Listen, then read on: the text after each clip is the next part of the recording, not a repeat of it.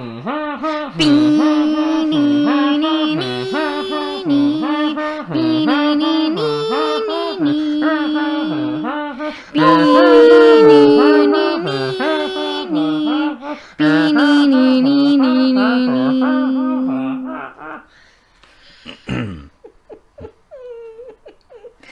liked it. I'm not actually as tone deaf as that would make it seem. It's actually pretty good. Honestly. Okay. Welcome to the So Anyway It's Haunted Halloween special featuring Chris and Ashley and Mongoloid Man. No, see, you're doing it to yourself. Yeah, you did to yourself. Also, why are your eyes like that? Mongoloid Man. Oh, it's the closet. Oh, the closet got him. Hook finger. You guys One haven't hook opened finger. it since you'll find me. Hey, how's it going? Sorry, we're just so excited to be here. Yeah. We're back from Denver. Tomorrow's Halloween. It's our Halloween Actually, episode. you're listening to this on Halloween. Happy Halloween, dude. Happy Halloween. Why are you smacking your butt cheeks like that? It's a spooky spirit. Got him. Anyway. Hey, how's it going? Hey, what's up? Hi, baby. How's it going with you? I'm spooked. How was house sitting? I blocked the demon door, and every night at 3:33 in the morning, the cats would sit on top of my chest and breathe my air. I thought nothing of it, though. Oh, okay. Yeah, that sounds about right. Yeah. Usually it's the butthole Yeah. that breathes your air. It siphons into the butt of one cat, out the mouth, Our into cats the are mouth not, of the other cat, and our then out cats that are butt. not centipeded. No. Yeah. How was Denver? Are you asking me? Oh, wait, you should have asked us that. Yeah, how was Denver? It was really Like, good. you care. It was really awesome. Yeah, it was great. Yeah, it was super fun. Our Airbnb was sufficiently really Spooky? freaking creepy. It was kind of creepy at night. It was creepy. It had a basement that didn't have a basement door, so anytime you wanted to walk to the kitchen, it was just this, like, gaping doorway with stairs that lead down to the darkness. But it wasn't a creepy basement. It wasn't a creepy basement only because they outfitted it with, like, a drum kit and electric guitars and a bass guitar and, like, a sectional with, like, where we, like, binge watched Making a Murderer 2. No. Why are you shaking your head? No, because basements with musical instruments, that's just... You're just giving a ghost drum solo an opportunity. I'm Interesting. We didn't hear a lot of drum solos in the middle of the night. Yeah. That house is so quiet, too, so you can hear any of the floorboards I don't do creak. quiet. Yeah, it's also Yeah. very creaky because everything's wooden. Yeah. It was cool, though. I mean, in our room, there was a closet door that had a padlock on the outside. And it was really short. Yes, it was a short door. It was shorter than all the other doors. Yeah. Yeah, but it also had a jacuzzi, but we didn't use that. Yeah. Our friends we were with used the jacuzzi. It also had a fire pit. It did have a fire pit, and we didn't use that either. Yeah, I didn't even walk out there. I didn't either. What's the point? Yeah, I don't know. What's wrong with you? Is there something behind me? You never once went out there to see what was out there? No. I mean, we saw it when we walked in. Every morning there was fresh ash. Ouch.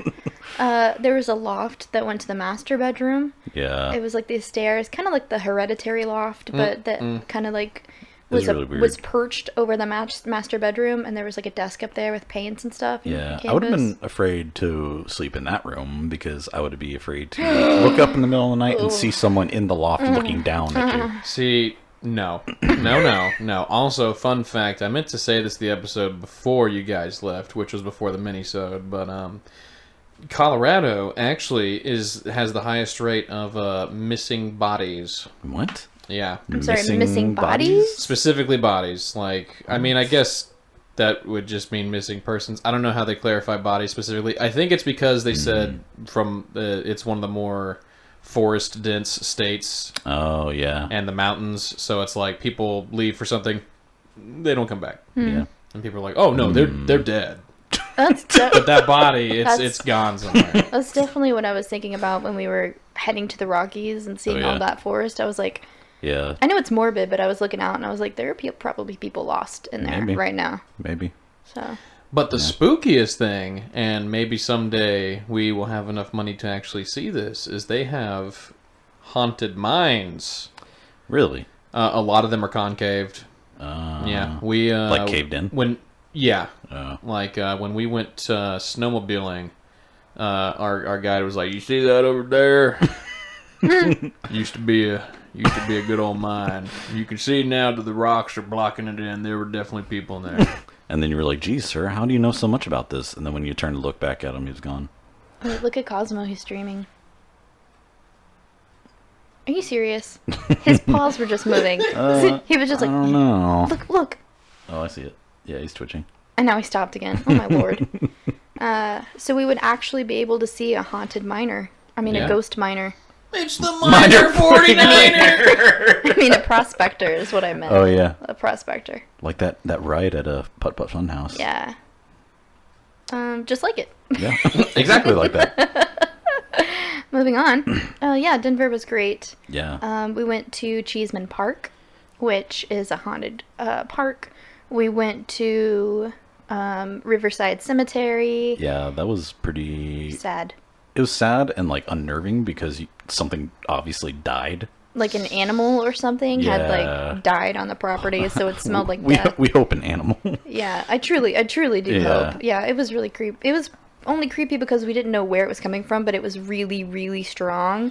It was so strong, like, I was like, hey, I can't really, like, breathe. I kind of have to go. I'm getting sick. It was pretty disgusting. Yeah. And, like, the cemetery itself is underfunded and pretty unkempt, so, like, there was no one there, except for people at the front gates, but, like, no one was walking around the cemetery.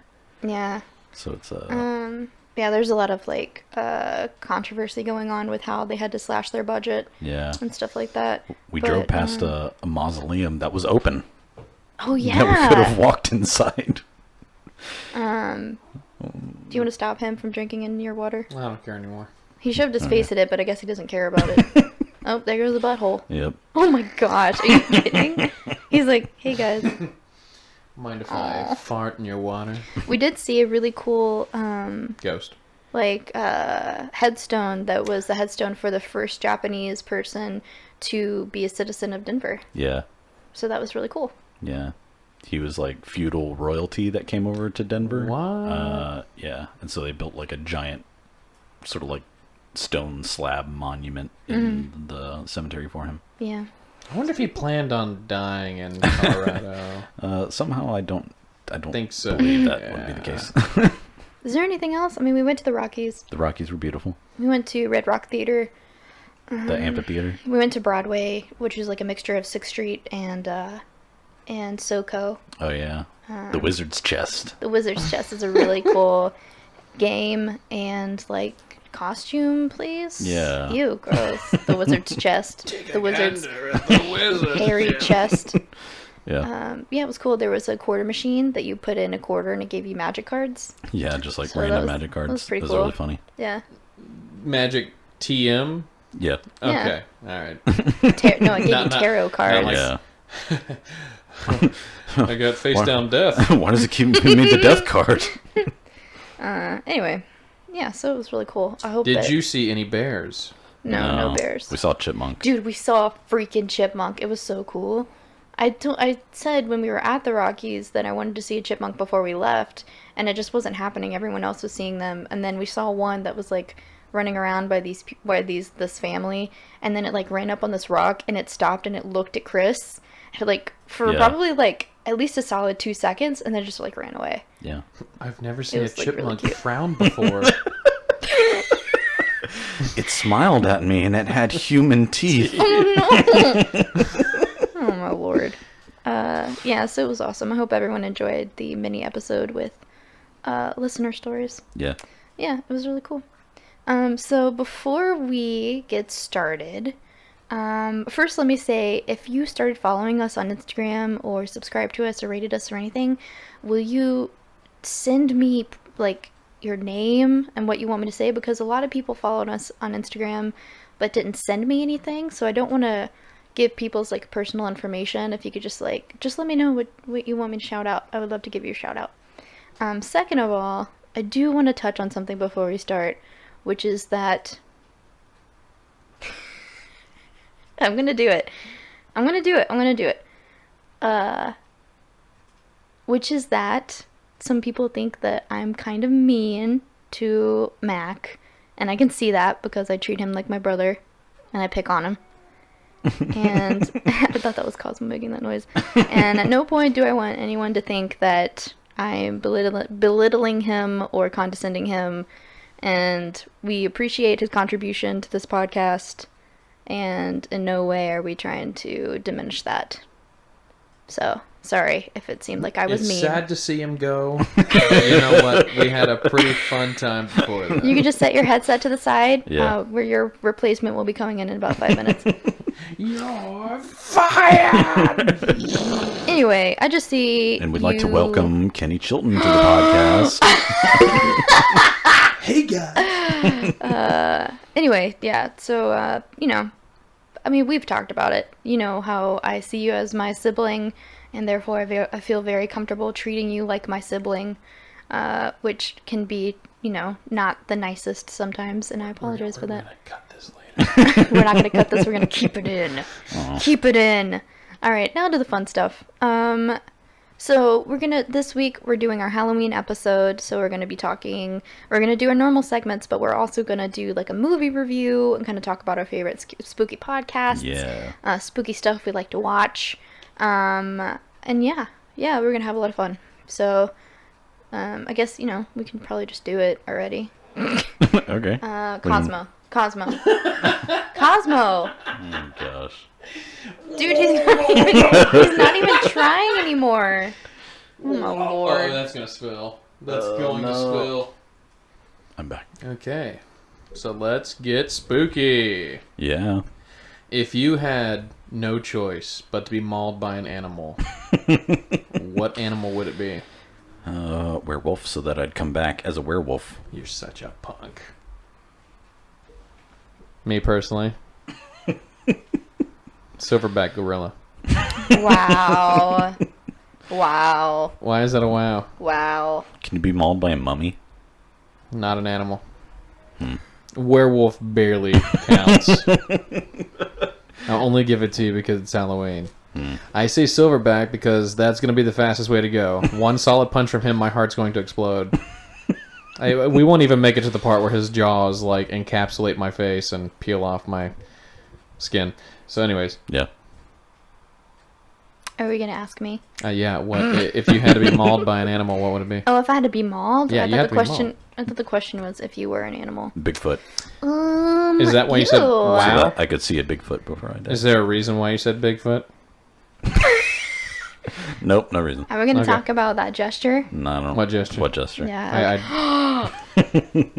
I'm both going to get new co-hosts next week for both of you. Oh, no. Yeah, too late. Just We're going to get nude co-hosts. Wow. This is the After Dark episode. Uh-oh. Lock up the kids. I mean, Lock up the kids. Lock up the kids. put the kids to bed. Put the kids in the basement.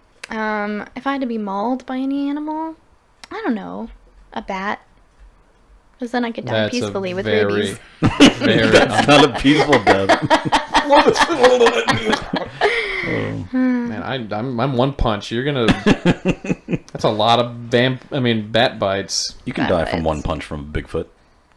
Not an animal. He Again. would It is a punch you, though. Bigfoot. It is an animal if it exists. It is a subspecies. Something that we didn't do in Denver, but that I really, really wanted to do was there was snow at the Rockies, and I wanted to make a Bigfoot footprint. We tried. It just didn't work out. Yeah, Yeah.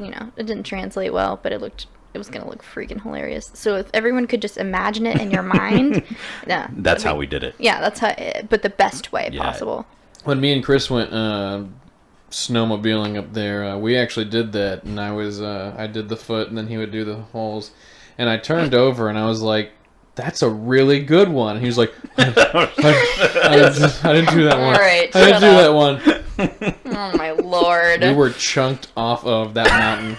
I don't remember anything from the rest of that That's day. why he's so averse to being attacked by a Bigfoot, Oh, yeah. because he was attacked by a was. Bigfoot, Yeah. a big one.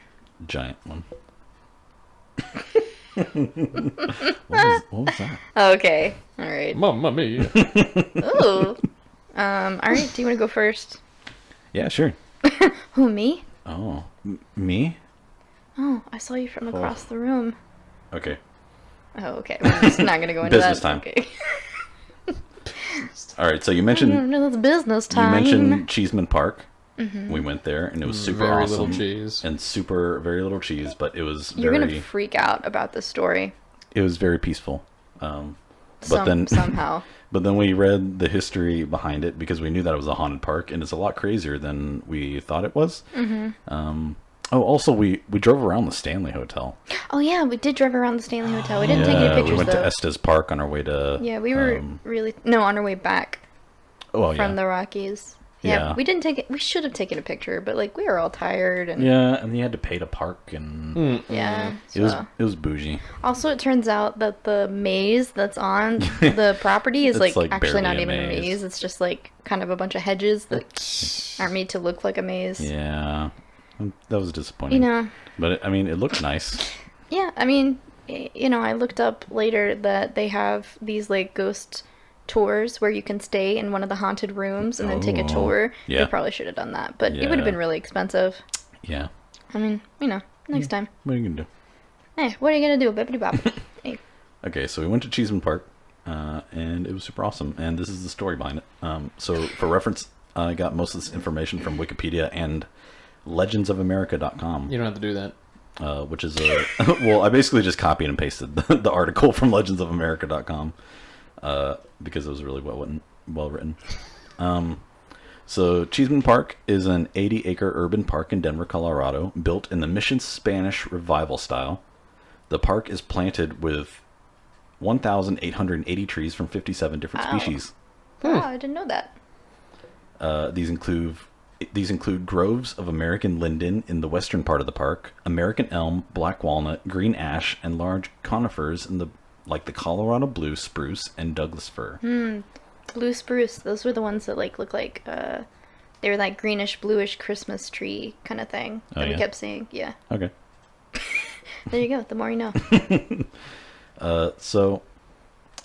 In the late 19th century, however, the land that is now Cheesman Park was Prospect Hill Cemetery, which also included the land that is now the Denver Botanical Garden and Connors Park further east.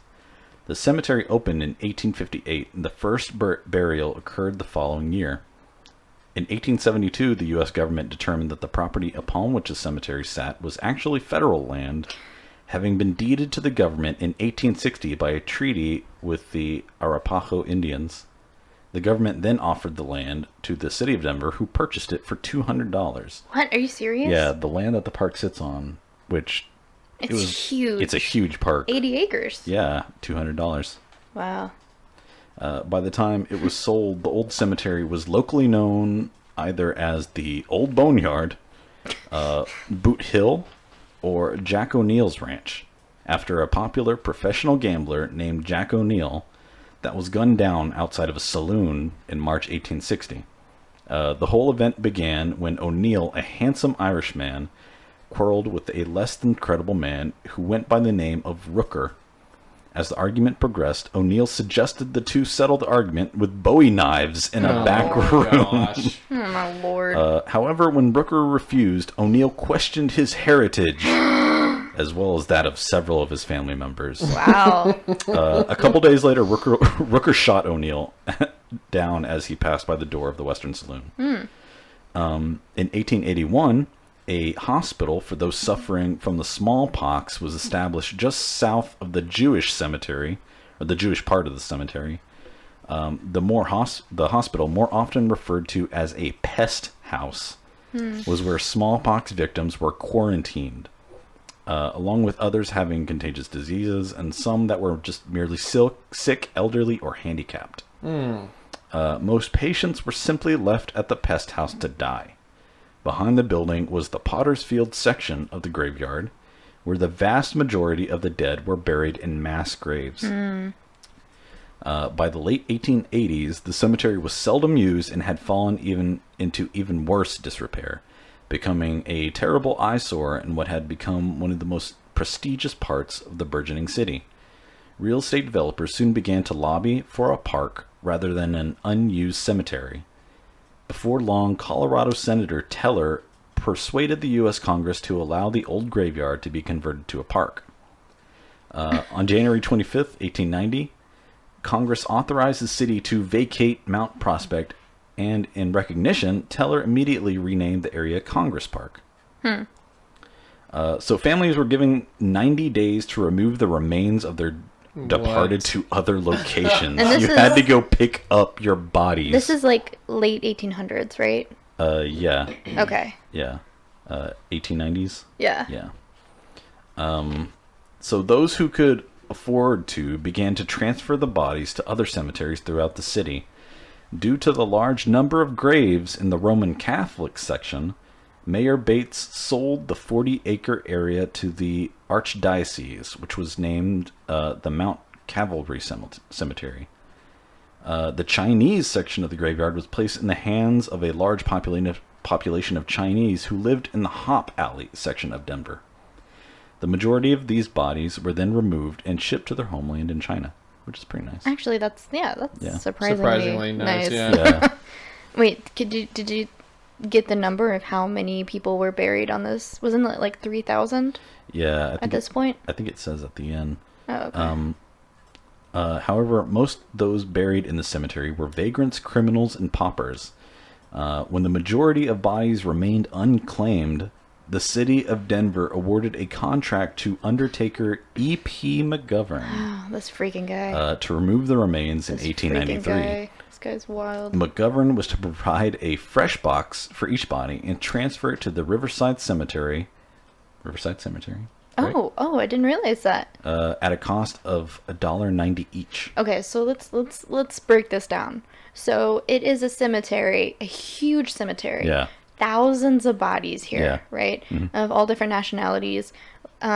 Largely, the biggest population I think was people that had come in from the gold rush. Yeah. Is that right? Yeah. It was just if a I bunch of remember like correctly. a bunch of like miners and Yeah. pioneers and stuff like that. Right. Yeah. So Is that me? I don't know. It was a ghost fart. Oh no. Anyway, so thousands of bodies, right? And then, so they decide, because the city around it is looking so good that the cemetery is making everything else look bad. Yeah. So the city government is like, look, let's get rid of these dead people. Yeah. They're dead. They're not making us any money. This looks crappy. So And now the same thing's happening to Riverside Cemetery. That's Where they're true. like just building Oh, a bunch Lord. of like industrial parks around it. That's so true. Yeah. Anyway, so yeah, so they're like, okay, like we'll put out a notice. You have 90 days. Yeah. 90 days in To come get your 1890, right, when you had to Yeah. survive every day. 90 days to come get your family's dead body. But, like you said, a big population was just poor people that Yeah. didn't have probably did not have family to come get them. And if they did, the family was probably too poor to even do anything about it. Yeah. So then they hired this guy, Yeah. one guy, Yeah. unless he had, maybe, I think he I'm had like sure a he was small like, group he was of like people a or something like contractor that. and he contracted other people Okay, to like there you go. help him with this. So this guy's job is to take every single body of the thousands of bodies that haven't been claimed and to place each individual one into a coffin, a fresh coffin, to be shipped out. Yeah. Theoretically. Theoretically, for $1.70, is that right? $1.90 each. $1.90. Okay. I just wanted to break that down because this is Yeah. a wild story anyway, but this is where it starts. Yeah, this guy Man. is creepy. The gruesome work began on March 14th, 1893, before an audience of curiosity seekers and reporters. Looky-loos. Murder, he knows. For the first few days, the transfer was orderly. However, the unscrupulous McGovern soon found a way to make an even larger profit on the contract. Rather than utilizing full-size coffins for adults, he used child-sized caskets that were just 1 foot by 3.5 feet long. Hacking the bodies up, McGovern sometimes used as many as 3 caskets for just one body. In their haste, body parts and bones were literally strewn everywhere, and in the disorganized mess, souvenir hunters began to loot the open graves and coffins. And the article we read called him a ghoul, and Ashley thought that ghoul just meant like specter, and I thought it meant like someone who like ate dead bodies. But I looked up the definition, and it's an evil spirit or phantom, especially one supposed to rob graves and feed on dead bodies, or We were both right, I guess. or a person morbidly interested in death or disaster. Wow. So Yeah. we're all ghouls. We're all ghouls No. in some way. No. You're a ghoul. No, Join the you're ghouls. guilty by association. This freaking guy, Yeah. he, first of all, wants to con the city by hacking up dead people first. By desecrating dead bodies. Yes, desecration. But then also he does it in such haste that there are just body parts and bones everywhere. Like, everywhere. I think he was having a little too much fun with the hacking part and not with the storing part. Seriously. He's like, now I gotta put them in boxes. Also, it's just wild to think that, like, eventually he gets caught. But, like, in it, I mean, I guess you can't rationalize the thought of someone who's doing this in the first place. But, like, do you really think they're going to believe that there are that many children in that cemetery? Yeah. Yeah. Like, what? What? Oh, sorry. Go ahead. This is just wild to me. This is. Can I just say that we were reading this history while we were relaxing in Cheesman. Yes. So we went to that big. What would you call it? It's like a big sort of like Coliseum type. not like Coliseum. I don't know what you call it's it. just like a marble sort of. I don't know. Monument sort big of thing. monument, yeah. And you can like there are like quinceañera pictures being taken and stuff, and so we just kind of like posted up and sat down in the shade, and then this old guy. Oh yeah, this guy like rode in on a bike and then like sat down on a bench next to us and just cracked like a tall boy and started drinking. Yeah. And like probably started listening to what we were reading. Yeah, he was really just sitting funny. there the whole time, which was really funny. And it wasn't even that he was like homeless or anything. He had like a nice racing bike with with like biking gear. He was like a doctor like taking like cycling a gear.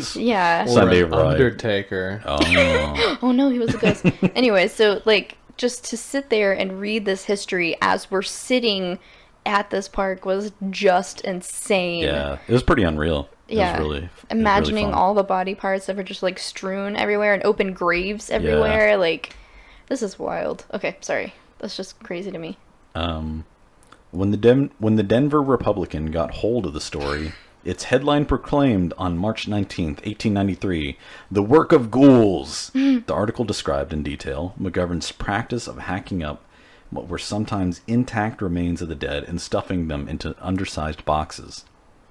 The article in part described the scene thusly. The line of desecrated graves at the southern boundary of the cemetery sickened and horrified everyone by the appearance they presented. Around their edges were piled broken coffins, rent and tattered shrouds, and fragments of clothing that had been torn from the dead bodies. All were trampled into the ground by the footsteps of the gravediggers like rejected junk. The health commissioner immediately began an investigation into the matter, and as a result, Mayor Rogers terminated the contract. Afterwards, the city built a temporary wooden fence around the cemetery, leaving it in shambles with open holes still displayed. Dude. Though numerous graves had not yet been breached and others sat exposed, a new contract for moving the bodies was never awarded. So it just sort of like sat as like an open grave site. This is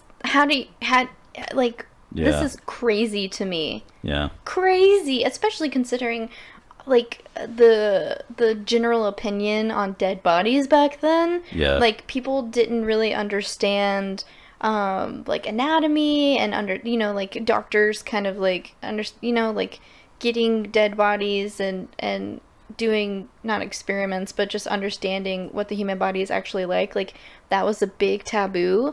But like the city is just gonna fence up this giant horrific mess of a gravesite with hundreds, what at that point was like still a couple thousand bodies, a couple thousand graves. Like, this is insane to me. In 1894, grading and leveling began in preparation for the park, though several of the open graves wouldn't be filled until 1902, when shrubs were planted in many of them. Great. Oh my lord. The park was finally completed in 1907 without ever having moved the rest of the bodies. Oh, Seriously. They didn't do anything. Yeah. They just left them. Yep. They just took the headstones just like Poltergeist. I know you don't like talking about it. I know it's a sensitive subject. but what is the thing that he yells? He's just like, they didn't move the grave, or like something. I don't know. Move the graves, but not the bodies. There you go. Okay, so 2 years later, in 1909, Gladys Cheesman Evans and her mother, or Gladys Cheesman Evans, I was like, what? and her mother, Mrs. Walter S. Cheesman, donated a marble pavilion. Oh, a pavilion. That's the word for it. In memory of Denver pioneer Walter Cheesman. The donation was conditional that part of the parks be designated as Cheesman Park, and so it was. The pavilion continues. So they did it. Yeah, so there you go. Whatever. The pavilion continues to stand to today. And we went to it. Yeah, we went to it. Yeah. Can you imagine? I wonder if the people taking their quinceañera photos there know the history. It's got to be well known. You think so? I think so. Please don't do that. I mean, everyone in Houston knows about the stupid haunted spaghetti Spaghetti warehouse. Yeah, but the spaghetti warehouse was awesome. Yeah. Well, I mean, Cheesman Park is awesome. Okay, well. Well, Spaghetti Warehouse doesn't have 3,000 dead bodies. That's true. It only has an urn that is haunted by the spirits of orphan children that died in the Galveston hurricane. The vast... Anyways. Back to the story. The vast majority of present-day Cheesman Park was mostly the Protestant portion of the old cemetery. A residential community separates Cheesman from Congress Park. Today, an estimated 2,000 bodies remain buried in Cheesman Park. Almost immediately, when the bodies began to be removed from the cemetery in 1893, strange things began to happen. One of the first reports was when a gravedigger named Jim Astor felt a ghost land upon his shoulders. Astor, what? I don't know. Astor, who had been looting the graves as he moved the bodies, immediately ran from the graveyard and failed to return to work the next day. To work? I'm sorry, work? Okay. So there are also ghosts supposedly around the parks and the residential parts. So those living in the residences surrounding the graveyard began to report sad and confused looking spirits knocking at their doors and windows. Nope. As well as the sounds of moans coming from the still yet open graves. Nope. That's so sad. Yeah. Today, these restless spirits are still said to occupy the park as dozens of tales continue to be told of paranormal activities taking place. Most visitors tell of feelings of unexplained sadness or dread in a place that is today meant for pleasure and relaxation. Oh, well, it was meant to, so, you know. But other reports are more specific, often including the sounds of hundreds of whispering voices and moans that continue to come from the fields where the open graves once laid. Oh, my Lord. Children have been seen playing in the park during the night before they mysteriously disappear. I wish everyone could see Mac's face right now. And a woman is said to be seen singing to herself before she too suddenly vanishes. On some moonlit nights, the outlines of the old graves can still allegedly be seen. Nope. Others have also claimed that after lying on the grass, they have found it difficult to get up, as if unseen forces are restraining them. Nope. That kind of reminds me of that one part in San Antonio where you can park your car in front of railroad tracks, and supposedly ghost children will push your car over the railroad tracks. And apparently you have to... It looks like your car goes up, so but it's like an optical illusion. Yeah, it's an optical illusion. You're actually the street actually moves down, but it just looks like it's going up. But and then you have to put baby powder on your trunk to see the handprints, but handprints are going to be on your trunk anyway because you open and close it, and you just people just kind of forget. And your hands are super small like babies. Okay. Wait, so you have been quiet this whole time. What do you think about this? You've been horrified. Yeah. No. Yeah. No. How about no? The fact alone that you guys even went there, no. It's just so nice. It's such a nice park. Yeah, it's like it one of looks the like nicest Herman parks. Park. Like it's just really, really nice, and a lot of people they're just working out and running. And we read this, and I'm like, how are people going on a jog right now? Do you not know that we're standing on top of 2,000 bodies? And like the pavilion's beautiful, and like it was a gorgeous the day. surrounding neighborhood's like super nice. Yeah. I'm surprised there haven't been any reports of like just ghost of body parts. Like just strewn hands, just a hand just like crawling on the ground, like what is it? what is from Adam's Family? Cousin It? No. Cousin It's the hairy one. Isn't it Thing? Thing? Yeah, that sounds right. Sure. I don't know where you're looking at me. Okay. So there's specific reference to a ghost from Cheesman Park that people call Slackjaw. Seriously, that's like the worst name, though. And It's so creepy sounding. Yeah. Sorry, I keep interrupting you. I'm just like freaking out. So this is a personal account from someone named Lee Cook. So let's see. I live and work only blocks from the infamous Cheesman Park in Denver, Colorado, and I've heard stories of its haunted nature, but never thought much of it until lately. One night, my friend Ruben and I decided to take a walk through the park. We walked across the south lawn to the pavilion where there were several skateboarders making jumps on the sides of the old fountain and other people walking about. We talked about work and other mundane things as we strolled away from the old pavilion to the rose gardens where there's a natural maze of huge rose bushes, which I didn't know. I didn't see any maze. Dude. Man. Or maybe he's just like describing it as a maze because like there's just a bunch of rose I guess bushes. so, yeah. But if there is like a giant maze. Most of the plants were dead when we were there, though, because they had just gotten a freeze. Yeah. Just then, I heard a rattling chain behind us and said, "Ruben, can you hear that?" As I looked around, he replied that he hadn't heard anything. "There, I heard it again," I exclaimed as I heard the chain jingling. Still, he didn't hear it, and we couldn't see anyone. Continuing our stroll, we moved toward the middle of the big field, where it was more open, and sat down in the cool grass to smoke a cigarette. Moments later, we were surprised when we saw a kid riding a bicycle with a chain dangling from his pocket, turning circles around a thin, pale man, dressed in what appeared to be a shredded hospital gown covered with blood. The pair moved toward us. To say the least, we were petrified. As they grew closer, I could see that the pale man's jaw was broken. He then approached us and asked for a smoke.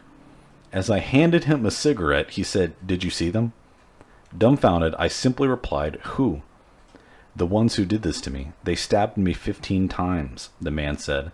He then lifted his sleeve to show us what looked like very deep stab wounds in his arms, back, and chest. Horrified, I said, "Shouldn't you be in the hospital?" Shaking his head, he answered, "They let me go because I didn't have any money." Oh. He then warned us to watch out for them and stated several times, "I'm going to get them." When I reassured him that if we saw them, we would let him know, the pair casually moved away from us into the darkness. When we could see them no longer, Ruben and I quickly ran towards my apartment as fast as we could, never looking back. Afterwards, we talked about what we saw for a long time, both confident that we had seen and talked to the Walking Dead. So if you ever go out into Cheesman Park at night, know that you just might be questioned by a ghost in a hospital gown who continues to look for his killers. I have dubbed the ghost Slackjaw. Oh, come on, dude. You did that? Screw you. I'm sure he's Honestly, really appreciative of that. Yep. Like- Thank goodness he called me Slackjaw. The saddest part of that is, like, if this guy did come across this ghost, Yeah. right? The ghost said, you know, like, I couldn't stay at the hospital because I didn't have enough money. They just let me go. Yeah. The idea of a hospital just, like, being like, oh, you can't pay? Get out. Yeah. You know, his jaw's broken and he's been stabbed, like, fatally. Like, it's just, that's so sad to, like, hear a ghost say, like, well, I didn't have enough money, so... Yeah. And now he's just, like, wandering around trying to find his killer forever. Yeah. I mean, who knows if that's true, but, like, that's Well- so sad. But what was the kid doing? Yeah, I was about to say, what's up with the dangling chain kid? I don't It know. sounds like maybe, well, depending on, like, the decade of bike or whatever, the era of from which the bike was, like, maybe this kid was just a street kid, you know, didn't really have a family, and so, like, he saw Slackjaw, and he had his chain, so he was, like, going with them on this adventure kind of to, like, find the killers with this, you know, like, as a chain of, for, like, a weapon or something. I don't know. Maybe. I don't know. Who knows? We didn't see any kids with bicycles. We literally At the park. didn't see anything spooky. We saw someone riding a unicycle. Yeah. Yeah.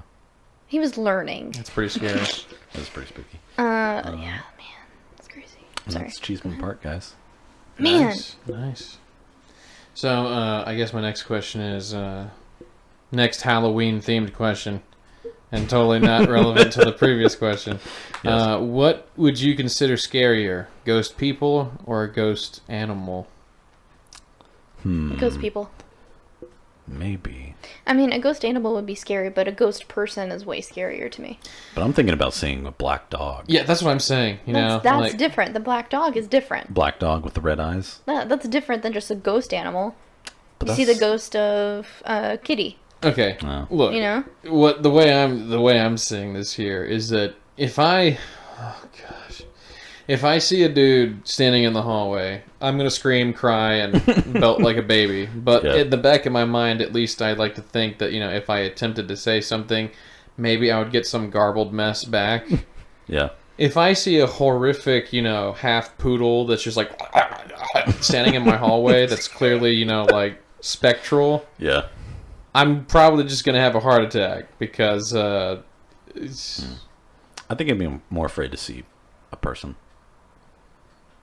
Well, look, I didn't know the option was see a person standing there or see a dismembered dog.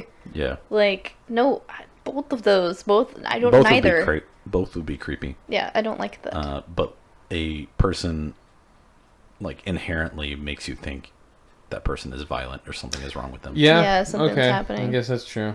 I just guess I've never considered that you could see a ghost animal. Yeah. I mean, people have said things about seeing specters of dogs and stuff before. I don't think much more outside of that. I don't think there's Ghost been any cats. encounters of a ghost bear, but I mean, I've heard stories of ghost cats. okay. Yeah. They're out there. Still, Look it up. my accusation was no ghost bear, but No. where is ghost bear? We will find you. Thank you for Cheesman Park. Yes. We'll post pictures on our Instagram and It's Facebook. exceptionally spooky. And we took pictures there ourselves, so you'll see us there Yeah.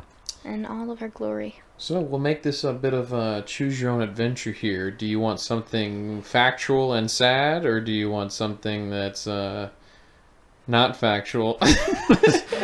And Are they still both sad? Well, no, not sad per se. Let's do the sad one first. Okay, let's get that out of the way. Wait, are we not doing the thing you were talking about before? I changed my mind. Okay. When I looked at my material, I was like, gee, I wonder if they're going to be able to guess which one's the real thing.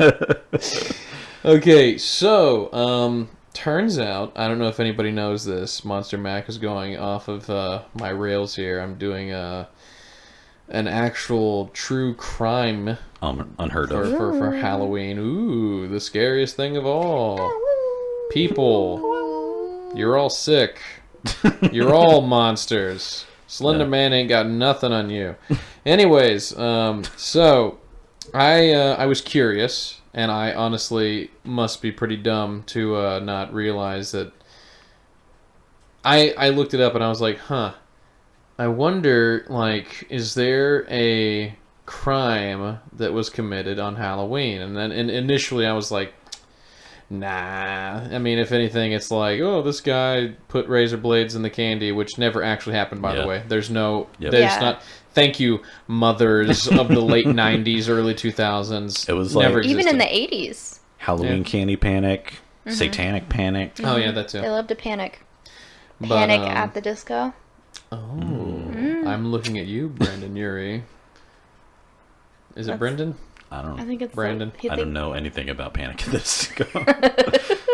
I know maybe like one song from them. Yeah. Yeah. Sing it.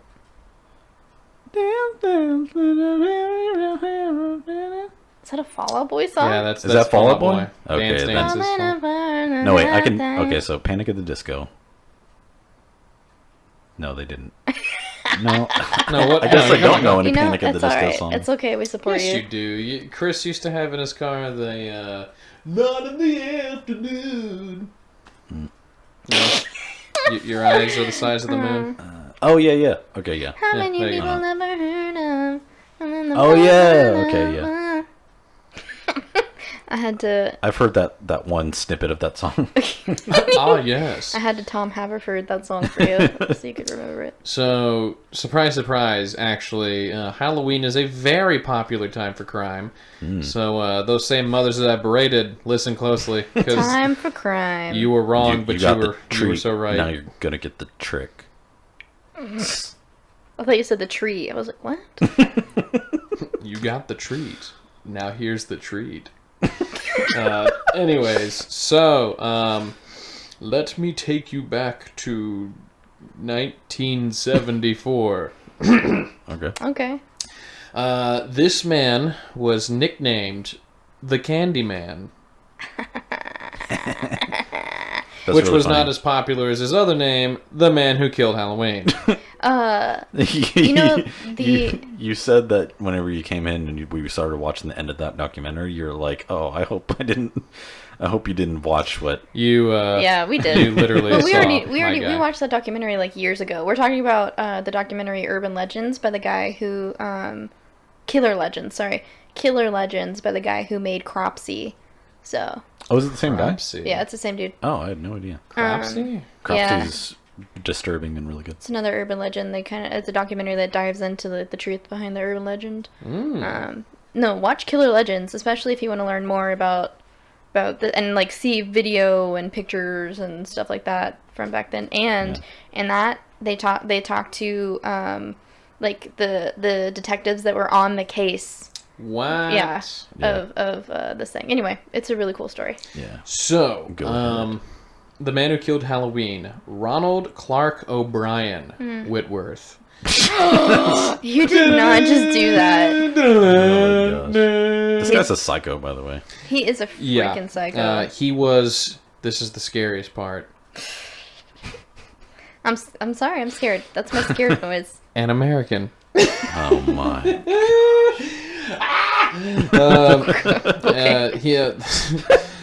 Ronald Clark O'Brien was an American man convicted of killing his 8-year-old son on Halloween in 1964 with the potassium. Wait, 64 or 74? 74. Okay. Did I just say 64? He said 64. Oh. It just keeps Correction getting... corner. 1954.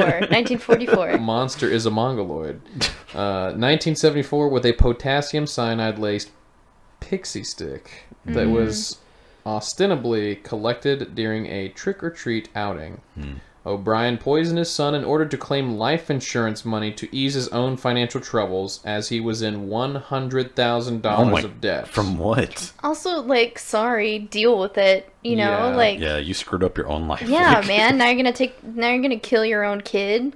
Also, what child life insurance in 1974 is offering you? Well, okay. You have to pay for it. Yeah. But, I mean, then you get paid out.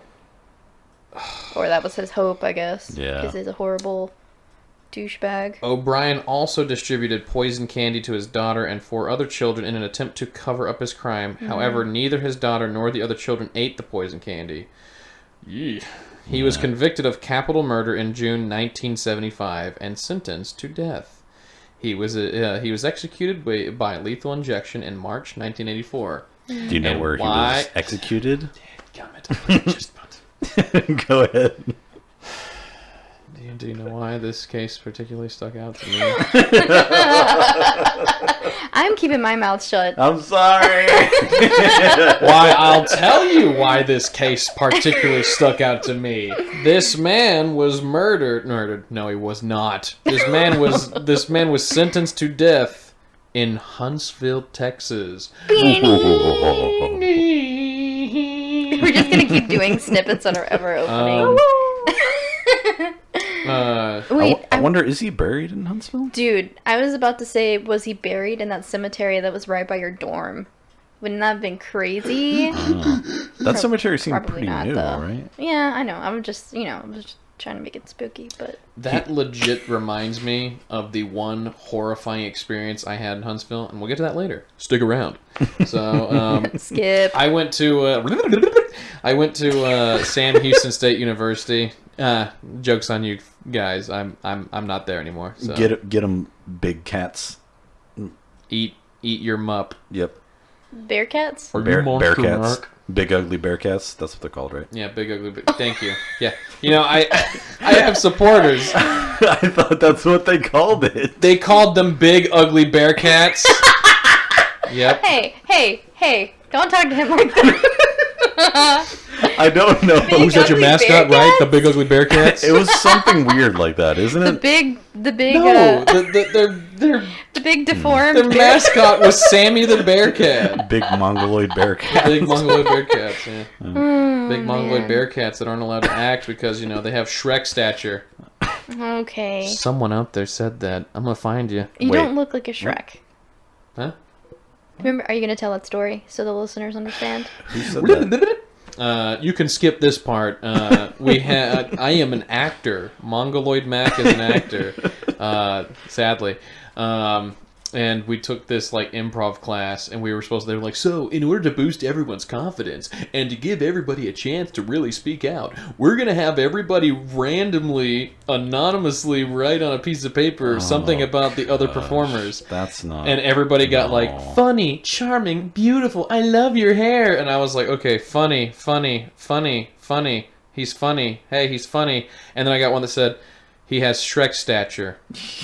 Oh my gosh. Are you sure your brother didn't accidentally sneak into that class? Yeah, I was going to say, he was not in that class. Oh my gosh. Yeah. This isn't spooky. Let's get back. Okay. Huntsville, you were it's the an one awful that you were the place. one that referenced it. Referenced. Anyways, Sad. it's if you're listening and you're from Huntsville, It's not true. You have a neck. Shrek doesn't have a neck. I'm not even on this anymore. So. If you're from Huntsville, if you know the Mongoloid, we're cool. All right, moving on. Jeez Louise. It's already been cut out. Thank you. I No, hope it so. hasn't. Yes, it has. I'm the one that cuts it. I know. I am the one who cuts. Anyways. All right. So, he definitely, he dead. Yeah. O'Brien lives with his wife, I forgot what we were talking about. Danini, in Deer Park. Danini? Deer Park. Wait, I thought it was Beaumont. I thought it was Pasadena. Oh yeah, Pasadena. Is that near Deer Park? No. Well, guess what? It's Deer Park, and you're both wrong. Oh wait, maybe it was because my dad grew up in Deer Park and then my mom was from Pasadena. Yeah. So, yes. Interesting. Wait, was she from Pasadena or Texas City? Now I forget my own family history. Gosh. Family history. Oh no. Let's forget I said those words. Yeah. O'Brien worked as an optician at a Texas State Optical in Sharpstown, Houston. I don't know if I knew that. Sharpstown. Wait, isn't Sharpstown that mall? Sharpstown has a mall called Sharpstown Mall. That's really unsafe. It's super ghetto. It's unsafe. That's great. Yeah. And then lastly, he was the deacon at the Second Baptist Church, where he also sang in the choir and was in charge of the local bus program. I don't think I knew that. I didn't know that either. Yee. On October 31st, 1974, O'Brien took his two children trick-or-treating in a Pasadena, Texas neighborhood. Oh, okay, O'Brien's okay. neighbor and his two children accompanied them. After visiting a home where the occupant failed to answer the door, the children grew impatient and ran ahead to the next home while O'Brien stayed behind. He eventually caught up with the group and produced 5 21-inch pixie sticks, which he would later claim... Yep. The big boys. He would later claim he was given from the occupant of the house that had not answered the door. At the end of the evening, O'Brien gave each of his neighbors 2 children a pixie stick and one each to Timothy and Elizabeth. Upon returning home, O'Brien gave the 5th pixie stick to a 10-year-old boy whom he recognized from his church. Wow, dude. gosh. Man. Before bed, Timothy asked to eat some of the candy he collected. Choosing the pixie stick, Timothy had trouble getting the powder candy out of the straw, so O'Brien helped him loosen the powder. After tasting the candy, Timothy complained that it tasted bitter. O'Brien then gave his son Kool-Aid to wash away the taste. Timothy immediately began to complain that his stomach hurt and ran to the bathroom when he began vomiting and convulsing. O'Brien later claimed he held Timothy while he was vomiting and the child went limp in his arms. Oh, honey. Timothy O'Brien died en route to the hospital less than an hour after consuming the candy. Whew. So this is why. Can I just sidebar for a second? Yeah.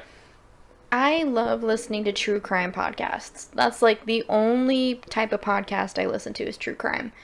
But when we were talking about starting a podcast, I was like, I can't talk about true crime. I like listening to it. I like learning about it. But I can't talk about it because it just makes me so upset. It's depressing. There's there's something, I don't know where the disconnect is that I can listen to it, but like talking about it, I just want to cry. Like, that's so sad. Yeah, how do you get past that? It's just so sad. Like, can you imagine the kid wants to eat a piece of candy before bed? It's possible that his dad was like, well, how about this one? This pixie stick looks really good. It's possible that he talked him into it. Yeah. Like, the likelihood of that, it's just like the small little actions that he took to get to where he was. And then the fact, how old was this kid? 7, 10, something 10. like that? 10 years old. A 10-year-old little kid just got back from Halloween, has all this cool candy, had this awesome time. His friends were there, his family was there, and his dad gives him this pixie stick, and he says he doesn't like it, and then his dad's like, here, drink this. Keep eating it. Don't stop eating it. Yeah. And drink this. Here, it'll make it taste better. Like, Yeah, it's terrible. It's okay. Everybody in Huntsville hates the prison, and they hate the people. Well, okay, wait, no, we don't. We don't hate the people. I don't know what's We happening. don't hate the people. We hate this guy though. Yeah. So We there don't you go. like him. Yeah. No, I'll say it. I hate him. Come on, you're gonna try to give me poison candy, Ghost Man? Maybe. Maybe. Joke's on you. I don't eat candy anymore. What a... Oh. Ugh, He's gonna ugh. poison my protein powder. I just want to kick him where the sun don't shine. Oh. I mean, I can always drive up to Huntsville, find him, and I'll do it. Exhume his body. I will Yeah. fart on We're his no grave. better than that. That's how we're all gonna get This cursed. one's for you, Ronald. Ew, why was it so wet? 'Cause- Okay, alright, keep going. I'm sorry. This I is just got this done is working so out. sad. Okay, Ew, so what? Timothy's death from poisoned Halloween candy has prompted fear in the Ugh. community. Surprise. Numerous parents in Deer Park and the surrounding area returned candy to their children. Returned candy their children required from trick or treating to the police, fearing it was laced with poison. Imagine being that police station. You know, just like. I mean, that's like the least of your worries, but you know, just having like, I'm just saying, like an entire city's worth of candy dumped, and you have to like go through and try to test. I mean, like that's. Yeah. Remember in the 90s, or like, it was either in the 90s or the early 2000s, they would, like, you could take your candy to be x-rayed. Yeah. Oh my gosh. Yes. I'm sure you That is can poisoning still do it. that. Yeah, you probably can still do that. X-rayed again. It's radiated, dude. I know. Again. That's the long game. Why is it green? Insurance fraud. Long game. Oh, yeah. Anyway, go ahead, sorry. Thank you, Webtoons. Brought to you in part by Webtoons. No, an ad for a webcomic just popped up that said, a simple game that tells you when you die. No. Thank you, Webtoons. Uninstall. Police did not initially suspect O'Brien of any wrongdoing until Timothy's autopsy revealed that the pixie stick he consumed was laced with a fatal dose of potassium cyanide. 4 of the 5 pixie sticks O'Brien claimed to have received were recovered by authorities from other children, none of whom had consumed the candy. The parents of the 5th child became hysterical when they could not locate the candy when the police called their house to inform them. The parents rushed upstairs to find their son asleep, holding the unconsumed poison Yeah, candy. He couldn't open it. Yeah. It was stapled shut. He couldn't get the sealed wrapper. That's crazy. Yeah. All 5 of the pixie sticks have been opened with the top 2 inches refilled with cyanide powder and were resealed with a staple. According to the pathologist who tested the pixie sticks, the candy consumed by Timothy contained enough to kill 2 adults, while the other 4 candies contained dosages that could kill 3 or 4 adults. Yeah. Wow. Yeah. What the... Yeesh. O'Brien told the police initially that he could not remember which house he got the pixie sticks from. Police became suspicious of him. His excuse is because O'Brien and his neighbor had only taken their children to homes on the 2 streets. It had been raining. Their suspicions increased after learning that none of the homes the group had visited had handed out pixie sticks. After walking the neighborhood with the police 3 times, O'Brien led them to the home that the group visited, but whose occupants didn't open the door. O'Brien claimed that he had revisited the home before catching up with the group. He said the owner of the home did not turn on lights, but cracked the door and handed him 5 pixie sticks. Okay. Yeah. He claimed to have only seen the man's arm, which he described as hairy. Yep. Is this real? Are you serious? Yeah, no, this is his real story. You know, he's just Oh, a Lord. hairy, freakish arm just hands you 5 pixie sticks. He had knuckles like an old oak like tree. Oh, goodness. The home was owned by a man named Courtney Melvin. Okay. Melvin was an air traffic control at Hobby Airport and did not get home from work until 11 p.m. on Halloween night. His Airtight wife, alibi. Airtight, man. yeah, his wife and daughter were handing out candy that evening, but ran out before O'Brien and company made it to their house and shut off their lights for the night. Turns out their arms weren't hairy either. police ruled out Melvin as a suspect when nearly 200 people confirmed that Melvin was, in fact, at work. As their investigation furthered, police learned that Ronald O'Brien was over $100,000 in debt and had a history of being unable to hold a job. In the 10 years preceding the crime, O'Brien had 21 jobs. At the time of his arrest, he was suspected of theft at his job in the Texas State Optical and was close to being fired. His car was about to be repossessed. He had defaulted on several bank loans and had the family home foreclosed on. Wow. Dang. Police discovered that O'Brien had taken out life insurance policies on his children in the months preceding Timothy's death. In January 1974, he had taken out $10,000 worth of life insurance policies on both of his children. 1 month before Timothy's death, O'Brien took out an additional $20,000 policies on both children. Despite the objection of his life insurance agency, in the days preceding Timothy's death, O'Brien had taken out yet another $20,000 policy on each child. The various policies totaled to approximately $60,000. O'Brien's wife maintained that she did not know about the insurance policies on her children's lives. Police also learned that on the morning after Timothy's death, O'Brien called his insurance company to inquire about the collection of the policies he had taken out for his son. After learning that O'Brien had visited the chemical supply store in Houston to buy cyanide shortly before Halloween, he left without purchasing anything after learning the smallest amount available to purchase was 5 pounds. Police began to suspect Ronald O'Brien killed his son. Police theorized O'Brien had laced the candies with poison to effort to kill his children to collect their life insurance policies. They believe he gave other children the candy in an effort to cover up his crime. The other children never consumed the candy. Police repeatedly questioned O'Brien, but he maintained his innocence. So you can just buy cyanide?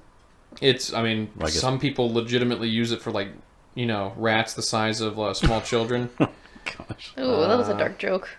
Well, okay, that wasn't an unintentionally dark joke. Yeah, I did not at all mean that the way it sounded. When my aunt had a trailer house back in the day, I distinctly remember, and I don't know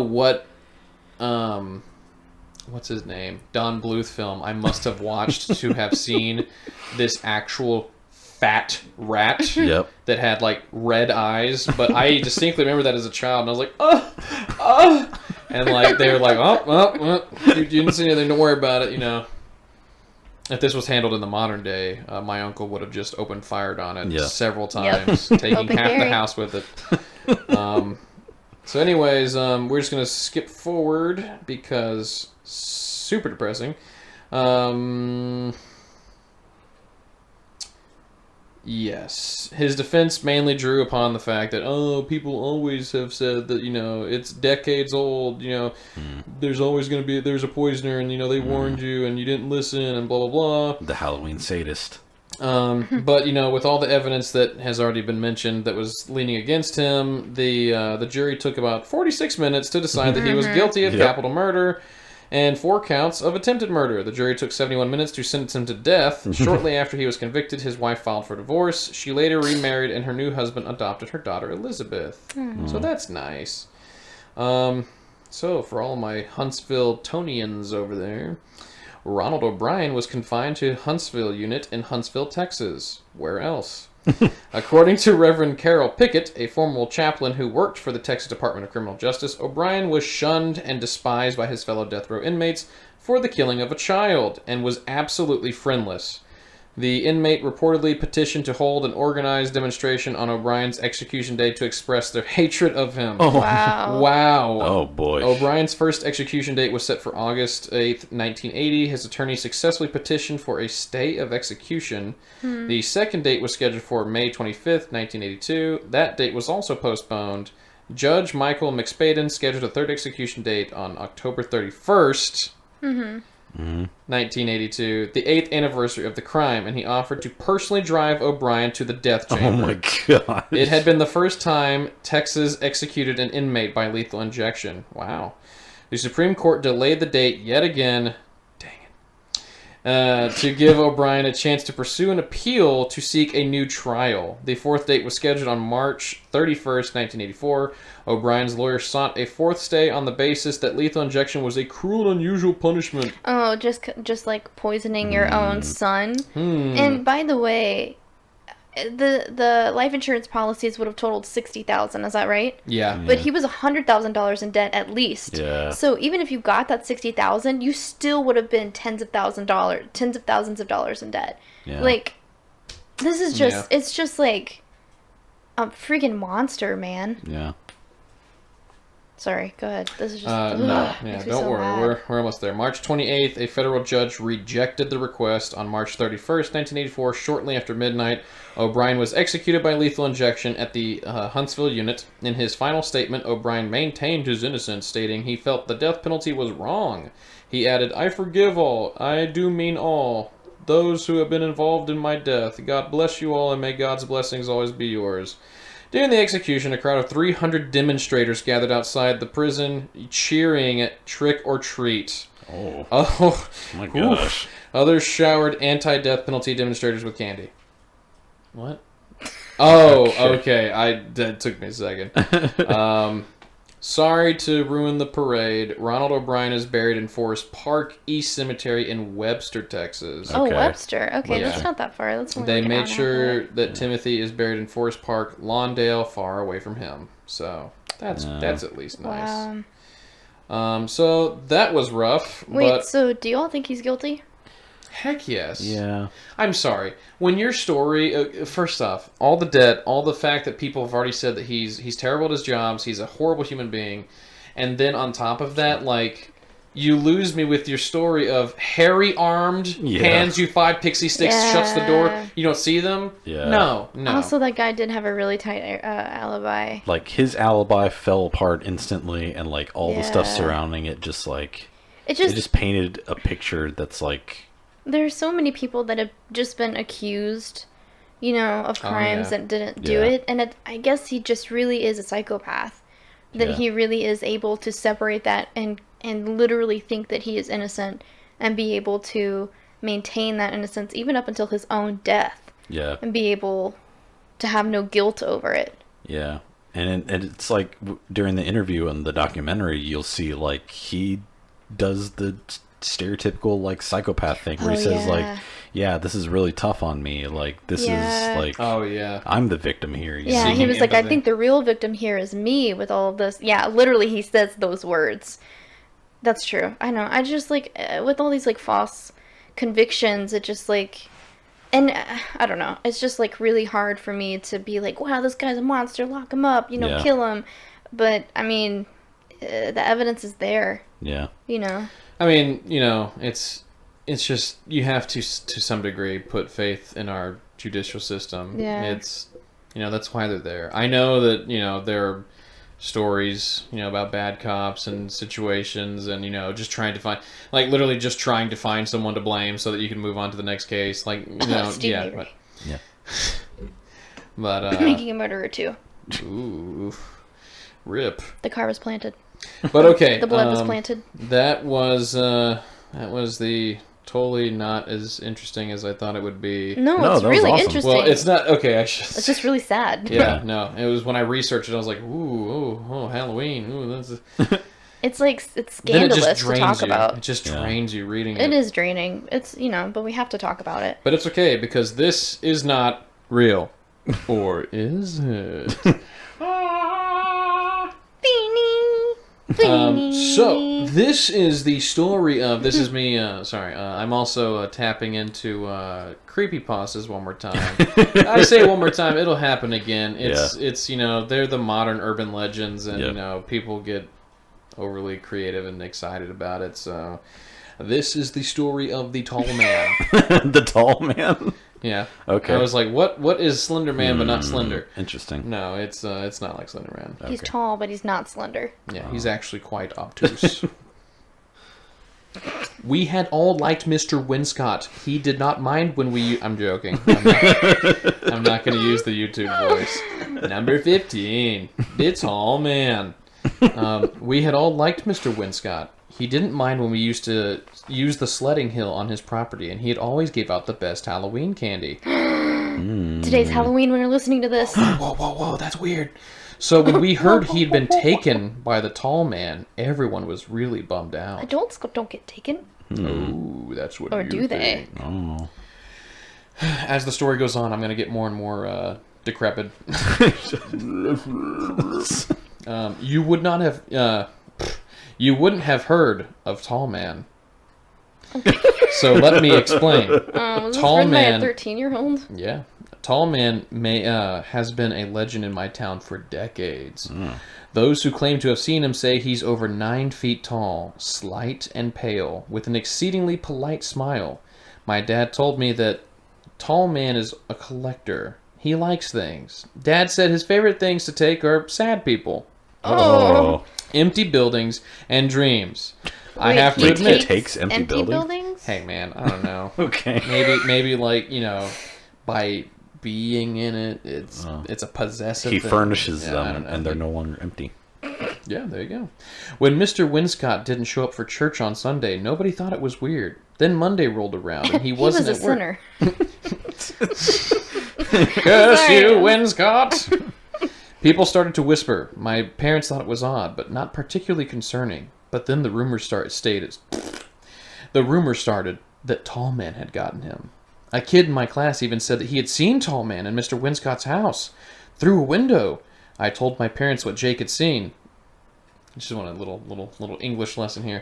So they play the pronoun game, a kid in my class, but then he suddenly has a name Jake at the end of the sentence. Good job.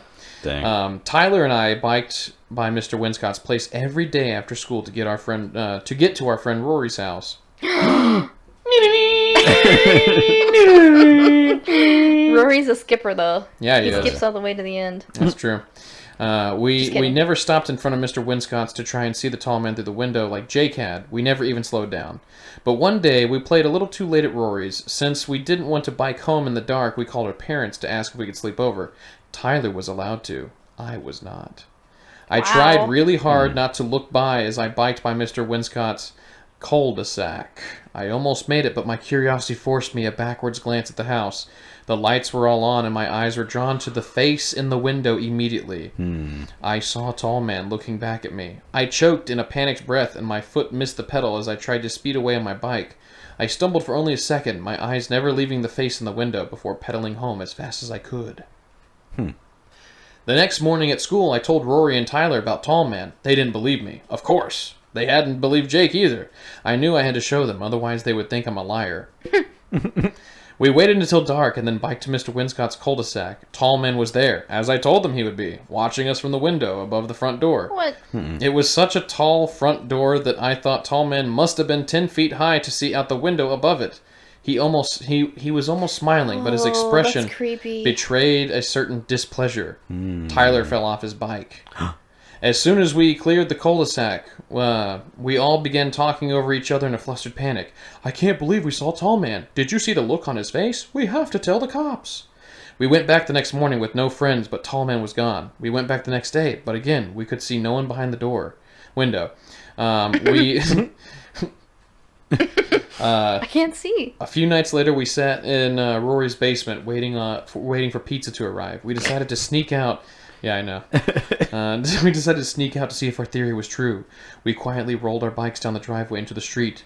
We took off for Mr. Winscott's house, torn between hoping Tall Man was there and praying he wasn't.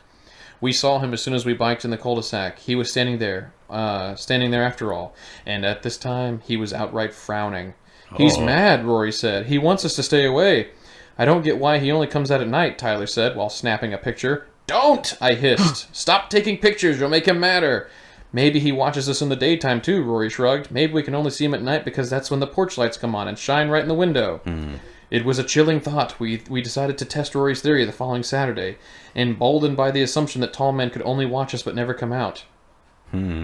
As soon as the sun came up in the morning, we biked to Mr. Winscott's. We had to get close, almost all the way to the beginning of his driveway, but Tyler swore he saw Tall Man standing in the window. I made hand binoculars and squinted at the window for a few minutes before Tyler suddenly said, "Let's go," hopped back in his bike and pedaled off. We caught up to him a few blocks later.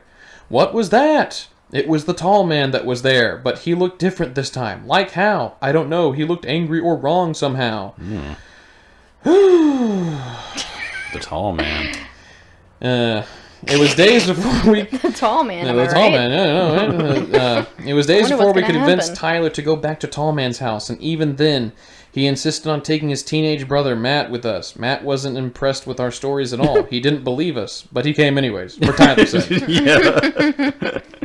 Matt walked up the driveway and then down the stone path in front of the porch. We dared not to follow that far. Then Matt went up to the porch stairs, right to the door. Holy ... he said. There's a few... then a few more four-letter words, and suddenly, I swear, Matt was running down the front porch, down the path, down the driveway, into the street where we waited. What is it? Tyler asked him. There is no tall man, he said, out of breath. Call the cops now. And he was right. It wasn't Tall Man after all. We stayed long enough to watch the police break down the door and cut the rotting corpse of Mr. Winscott from the ceiling where he had hung himself from the light fixture in his foyer. The body had decayed as if it were melting in the days we had watched it from the road.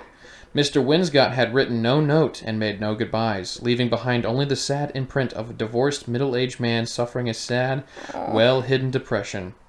It was weeks before the town lost interest in the tragic suicide, and months before kids stopped asking us to describe the body, even in all its gory detail. Eventually, even Tyler and Rory stopped talking about it. Everyone had moved on. Everyone except me. See, there was one detail that always bothered me. One thing I never told Rory or Tyler. It was about the first time I'd seen Tall Man. The time I'd been alone. The thing was, I'd seen Mr. Winscott that night. He had been sitting all alone in his kitchen eating dinner. But I had seen something else, too, in the upstairs bedroom window. There had been an impossibly tall, impossibly pale man staring back at me, and he'd been politely smiling. Okay, so that kind of creeped me. Interesting. You can actually see the tears forming in my eyes. Oh. I told you. As far as Coward. creepypastas goes, that was pretty well written. It was. One. Well, If you imagine it, if you imagine someone so tall that they can like see, Yeah. that I'm gonna have heart freaked me out. palpitations. I bet if Nightpoint read it, that freaked me out. it'd be pretty good. Just don't look at the top window of our house when you go to your car, Macmillan. Come on. Ew! I'm the tall man. It's just a game. Come here. Ew, come. You are pretty sad. I'd like to collect you. I'm going to put you in my pocket.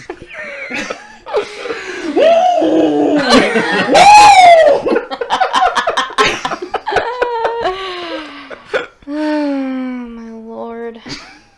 Happy Halloween. That was really good. Thank you. Yeah. That was pretty spooky. Yeah. Yeah. These tears are Dang real. it. All right. Our homie's going through a lot right now. Okay, I'm going to read some paranormal listener stories for you folks. Okay, so this is a continuation of the email that I got from Leanna. Or Liana. I think it's Leanna. Okay. Okay, my husband and I were driving to Indiana from Houston and needed gas in Illinois. However, it was 3 a.m. and no big exits near us, so we stopped at Goreville, Illinois.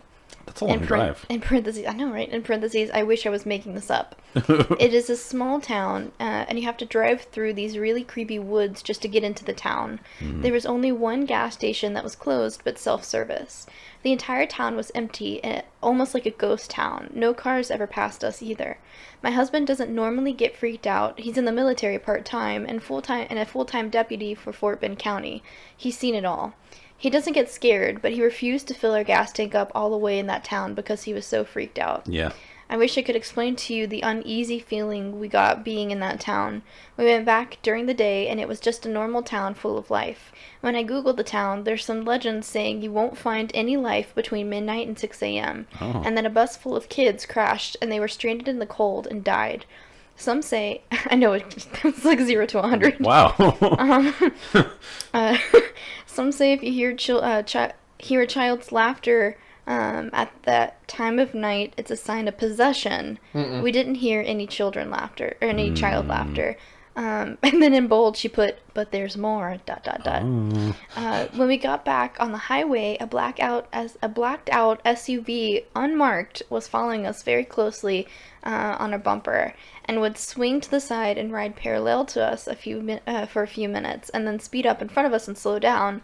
We were about to call the police, but it eventually just drove away. No license plate, but the cover where the license plate goes said Roswell. What? Yeah. I don't even know what Roswell means, but I just got shivers. Like, like Roswell, New Mexico. Yeah, I know. I'm just saying, like, Oh. it has it has no significant meaning, and it's not. It's like it said die. No, it's Roswell. Yeah, I know it's not relevant. Yeah, it's not relevant to really like that weird. town. Yeah, it's pretty spooky, and I can imagine, like, you're running low on gas. The only option is to go to this town. Dude, That's I would be horrifying.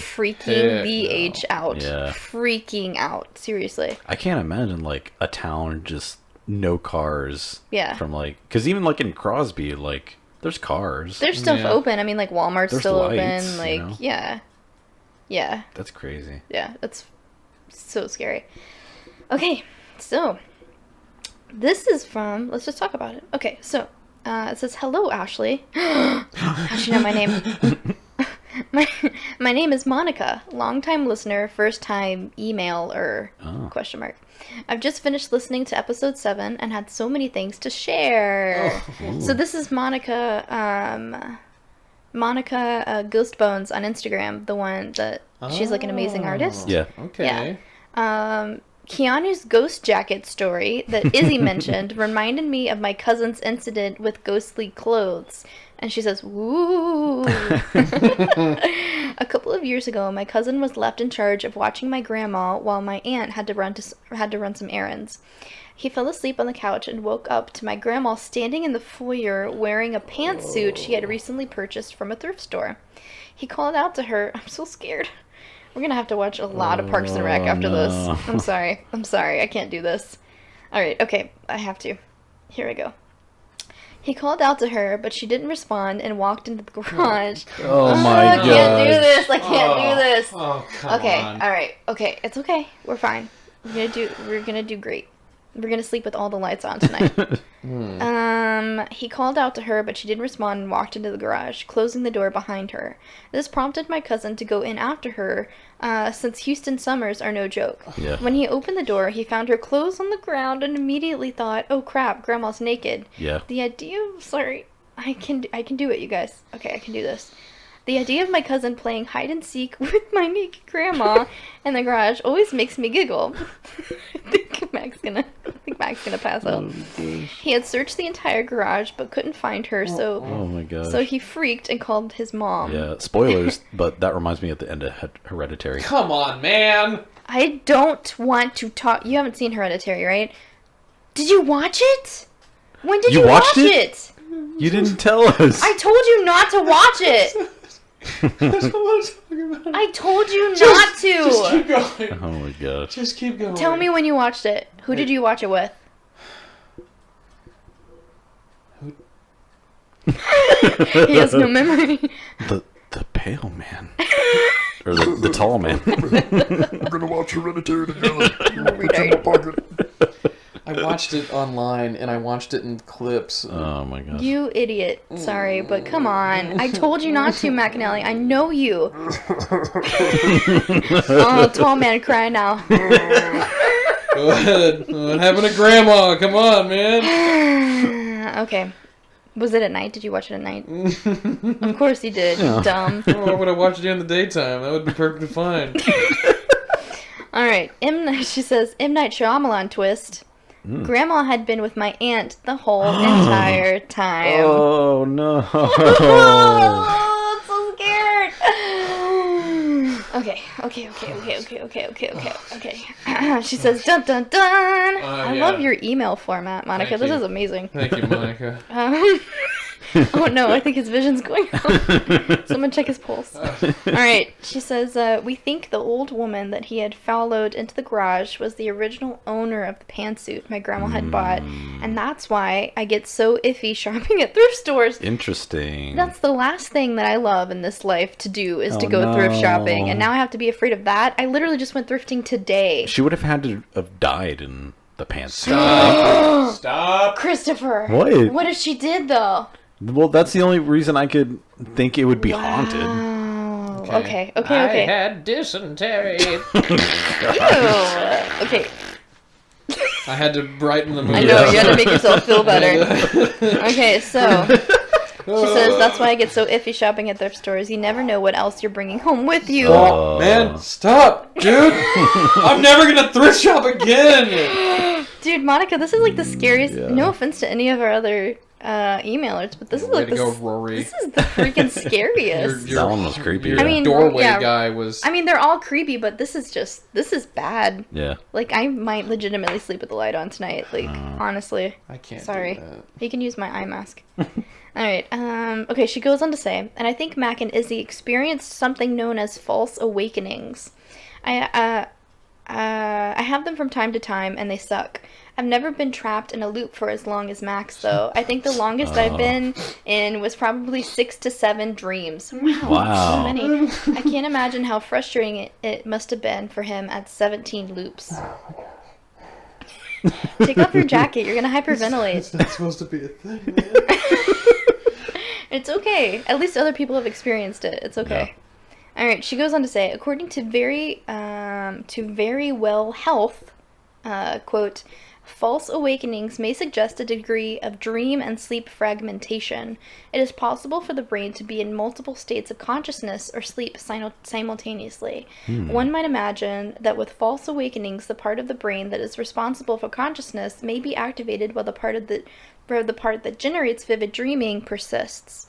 Sleep may be fragmented for many potential reasons, including as a result of sleep apnea, insomnia, environmental noise, and other causes. When Sleeping in a hot truck. Yes. In the middle of Texas so summer. you may have just done it to yourself, McAnally, is what she's saying. Like, external factors could be... So it's not paranormal, it's just like... You freaking... Yeah. Hot boxed yourself. Yeah. Yeah, Sure you did. sauna'd yourself. Yeah. You could have died, dude. That's not what this says, but I'm just saying you stayed in a hot truck. Says here, you could have died, dude. Quote, you could have died, dude. If we ever have t-shirts, I'd like that to be the You first could have one. died. You could have died, dude. Okay. Environmental noise, other causes. When consciousness is more fully attained, waking from REM sleep may trigger the symptoms of sleep paralysis. In addition, intense fragmentation of sleep and wakefulness may frequently occur in narcolepsy.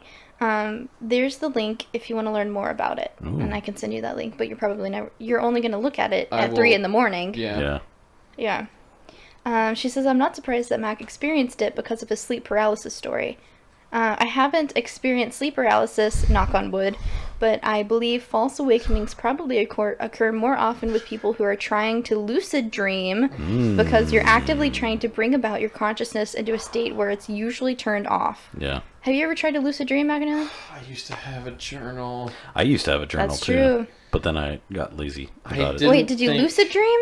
No, I just Or you tried. just, like, wrote down your dreams? Yeah, I tried to Okay. write down my dreams in the hopes of maybe attaining lucid dreaming. But like I would write it down like in half awake, and then like I would look at what I wrote and I was like, this doesn't make any sense. It made sense to me. And I called you guys several times after Applebee's shifts telling you some of these lucid dreams.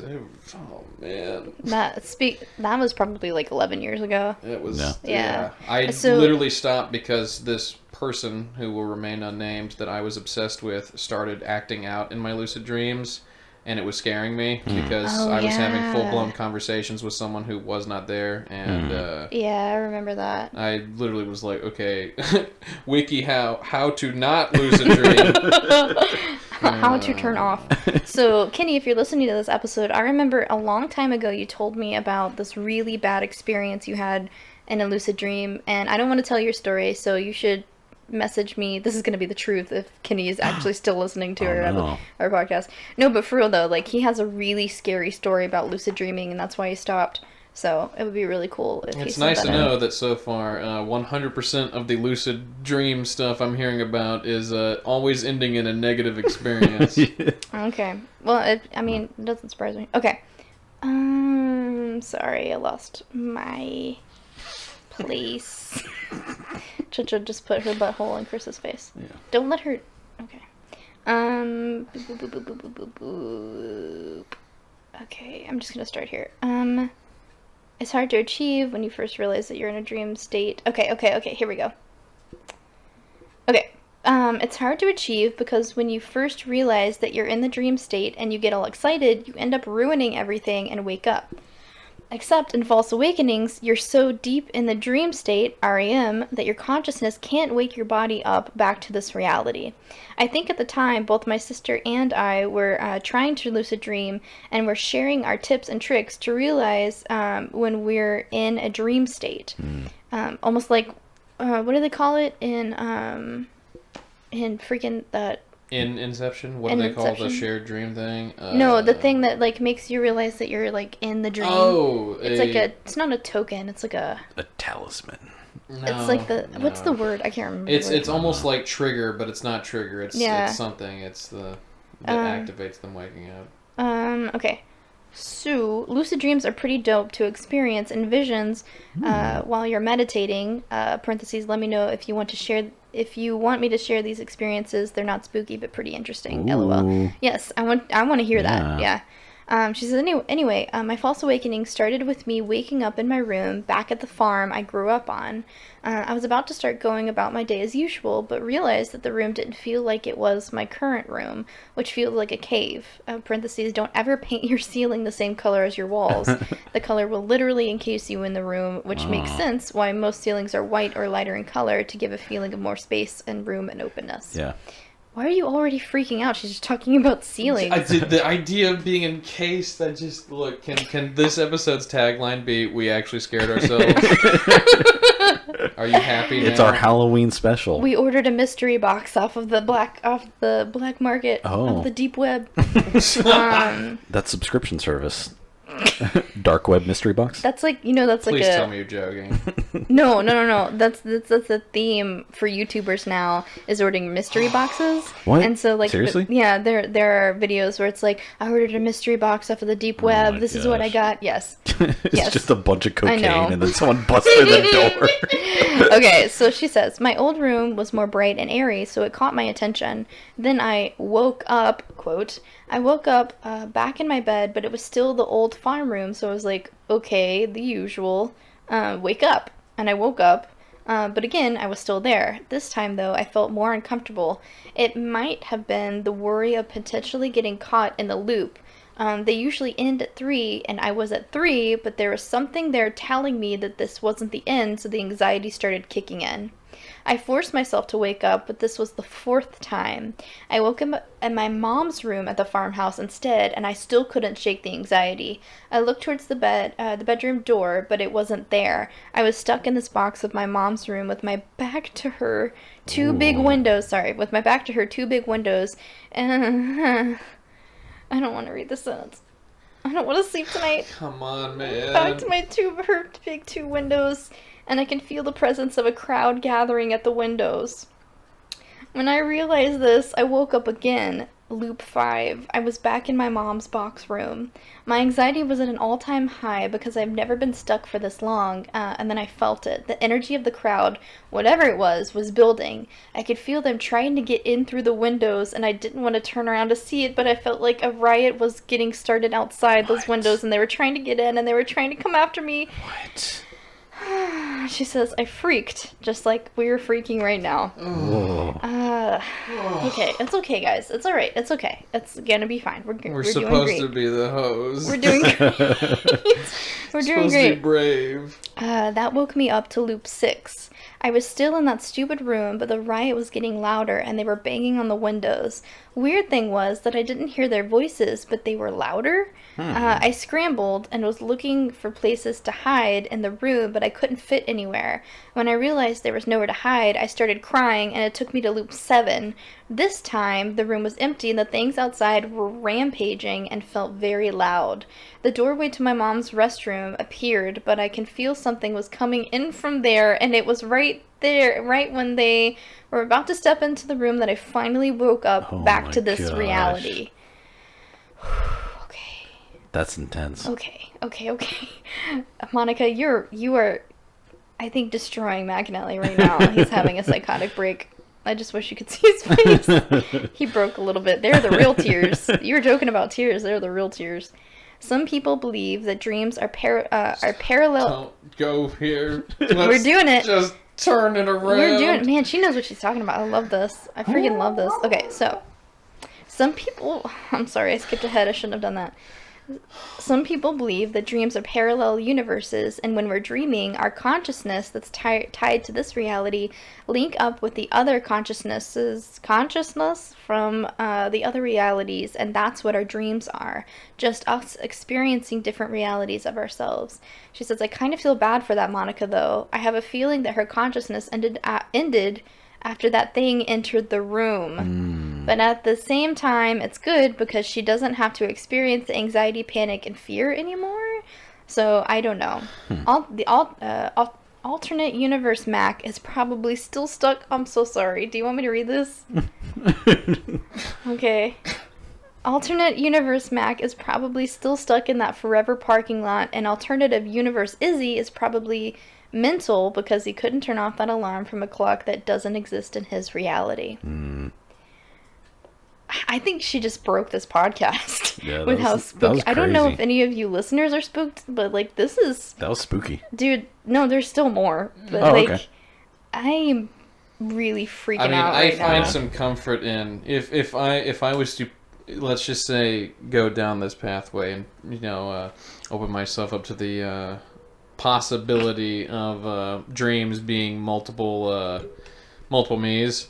I would like to rather than imagine that the other Macs were rather than imagine that they're stuck, I think what it was is that my life is just so unyielding to outside force that there are 17 other Macs doing the same exact thing I'm doing.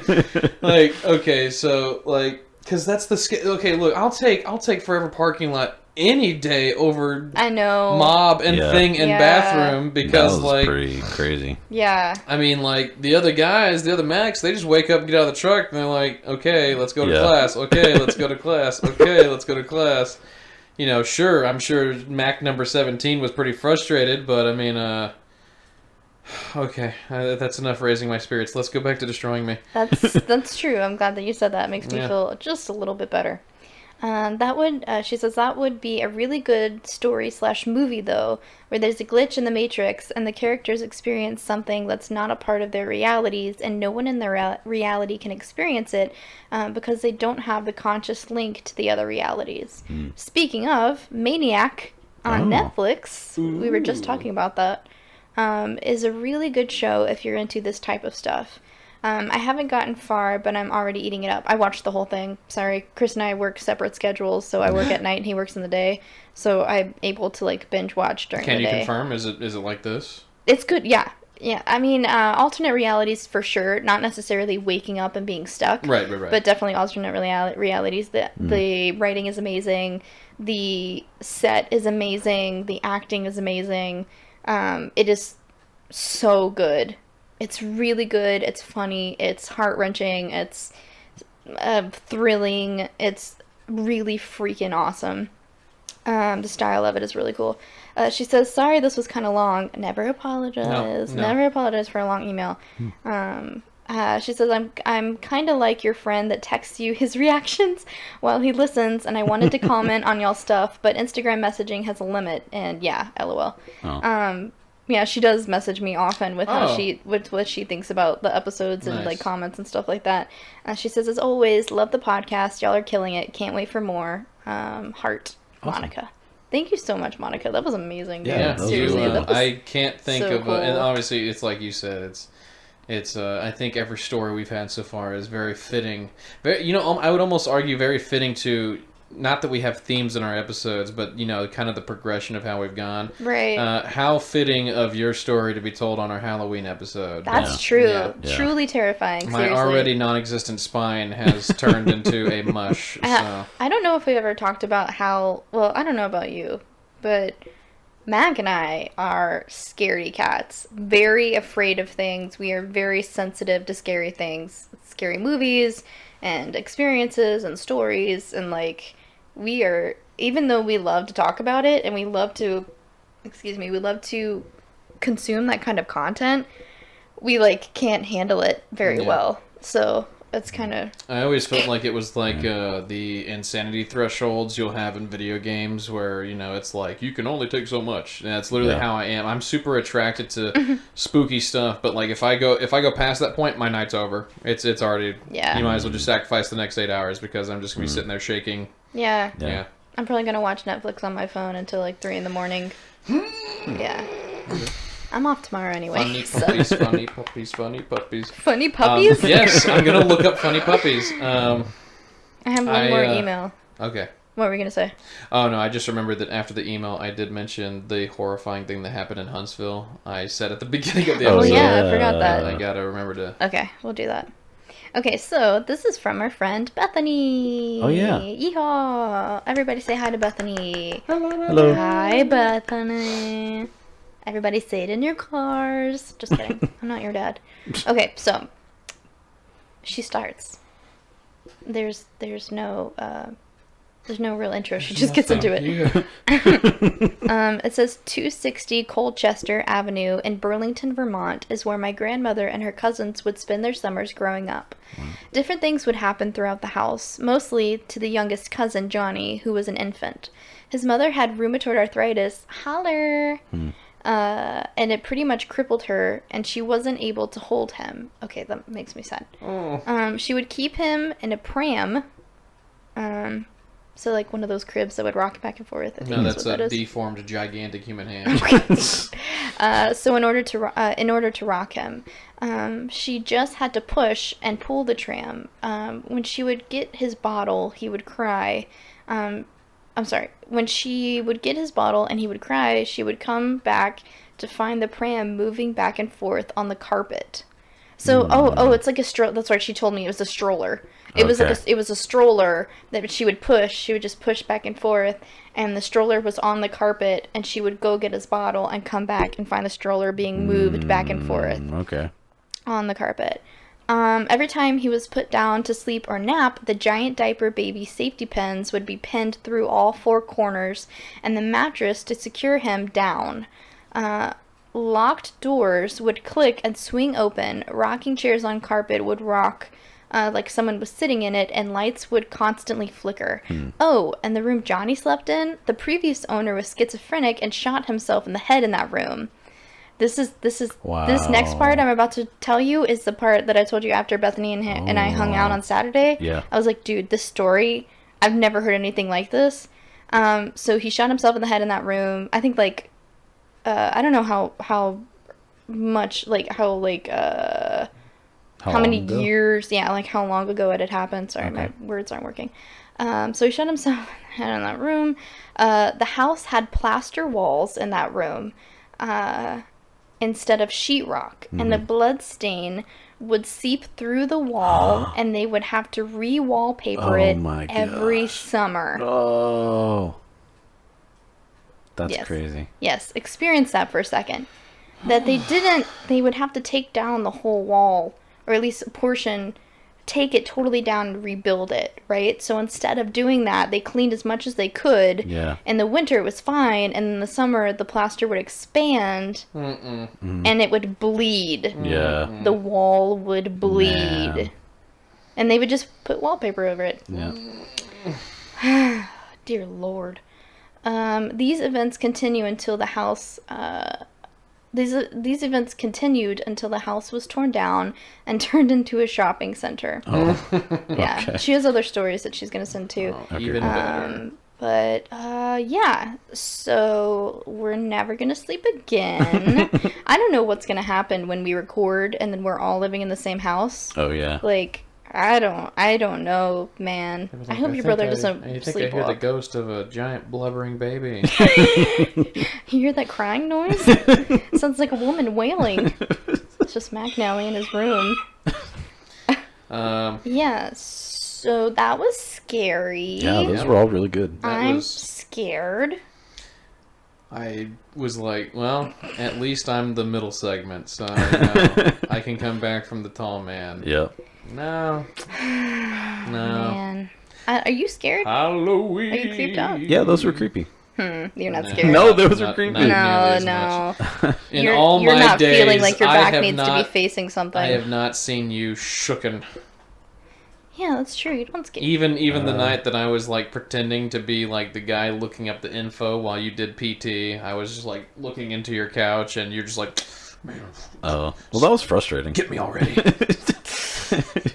No, that was creepy. Those were really good. Yeah. Well, I know you're creeped out, but like, I kind of am really freaking out right now. No. Like, I don't know how you're sitting in that chair with nothing on your back, because I feel like I just need I need with nothing each story, behind me. I've been leaning further back. Yeah. Oh gosh. Okay. So the Huntsville story. Okay, so I'll make this quick. This is a true story, a true happening. I don't know if I ever told you this, Mom. Sorry. So maybe I did. I think I did. I don't know. We were in our first apartment in Huntsville because we did move rooms eventually. We were in our first one with our roommate Jay, and Jay was gone for the night. No, he wasn't. I'm sorry. I'm mixing up. Sorry. So it was, I'm pretty sure it was 2 o'clock in the morning. Sorry, witching hour. No, it wasn't. It wasn't 3:33. It was 2 o'clock something in the morning because I remember being especially frustrated that I barely got 2 hours of sleep when this had happened. And there is just a loud pounding at my door and like scratching and screaming, and like I jolt awake. Chris does not. And I think the scariest thing about this for me was the fact that I swing open the door to our main area of the apartment and neither Jay nor Chris have reacted. Oh. And I was like, I beggeth your pardon. And when you open the door, you can still hear it?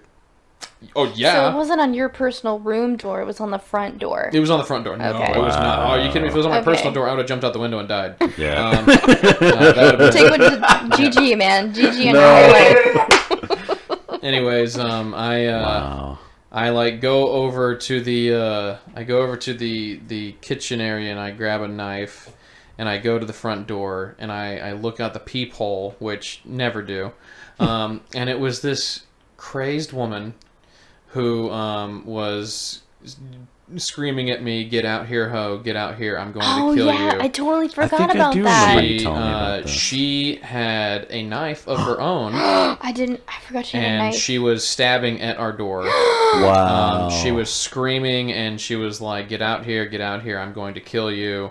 And then finally I like ran back to my room, unplugged my phone and like started to call 911. Yeah. And by the time I got back, I heard her like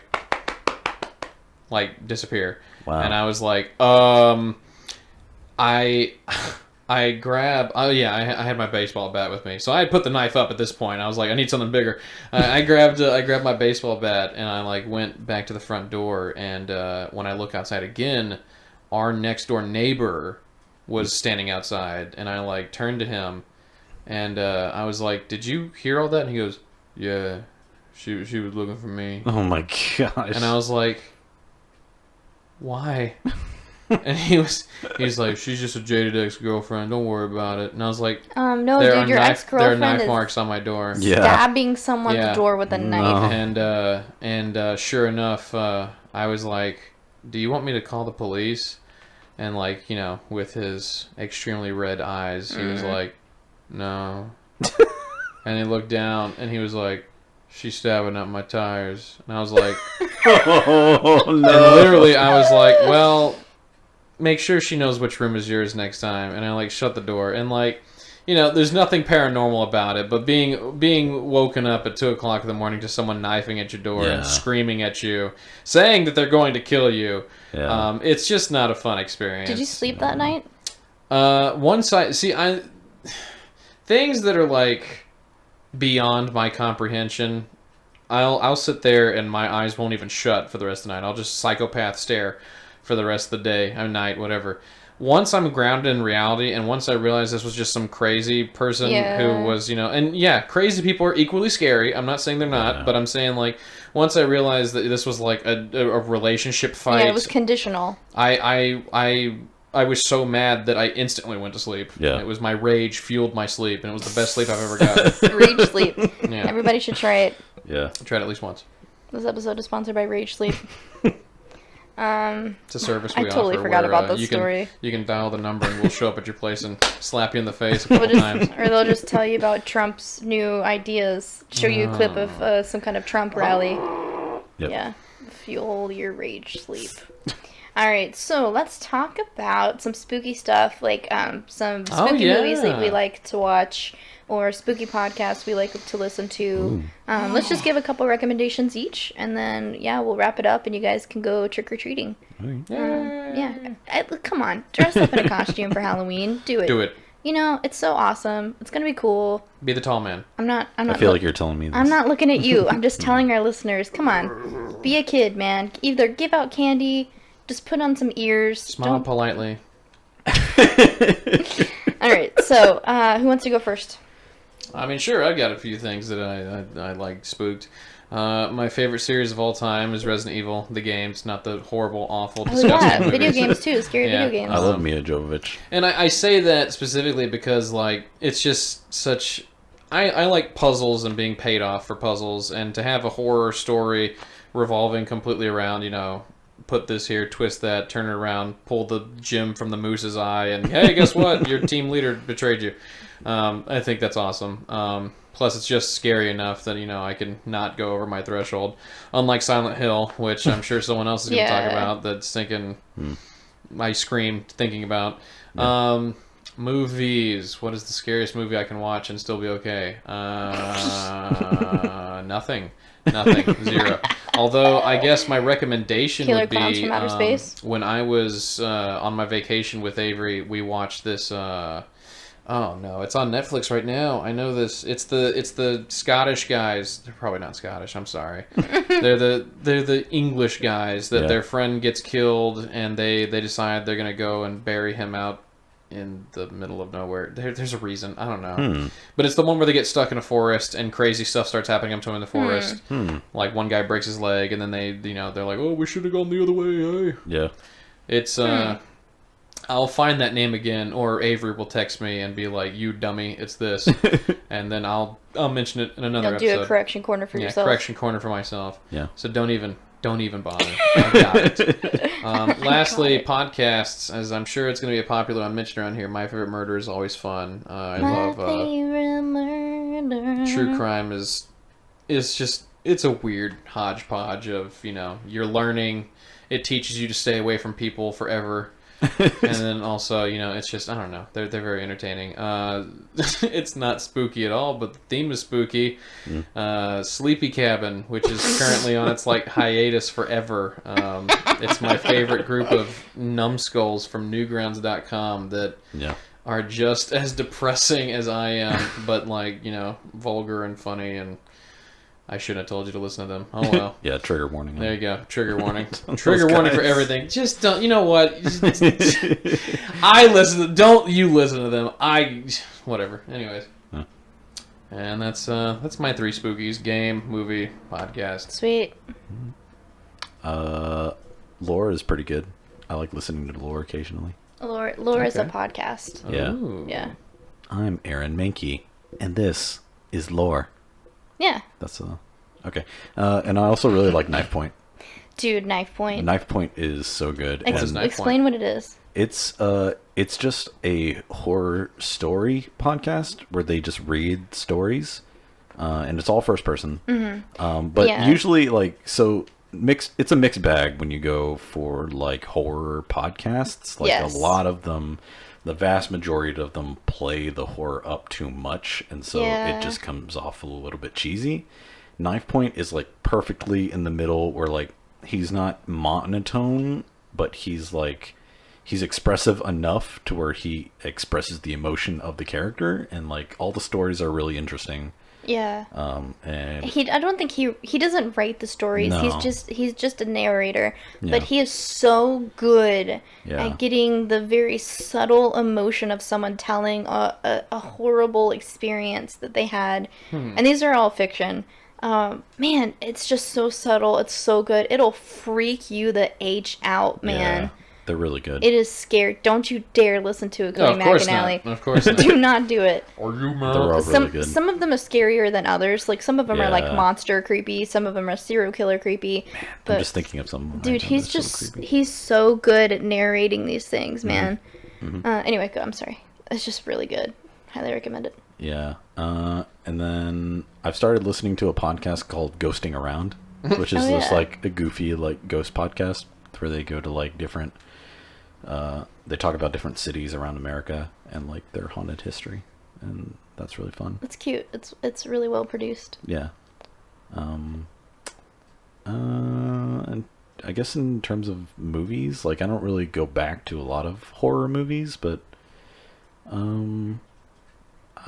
I guess if you're looking for an obscure horror movie that I like, Jacob's Ladder is pretty good. Oh, It's yeah. kind of hard to find, I think, but one of my favorite things about it is that the Silent Hill 3 devs were very influenced by it in terms of like style and stuff like that, and you can definitely tell with like the weird gesticulating monster sort of horror looking things. It's really interesting. I recommend. Sweet. Yeah. Cool beans. Cool beans. Anything else?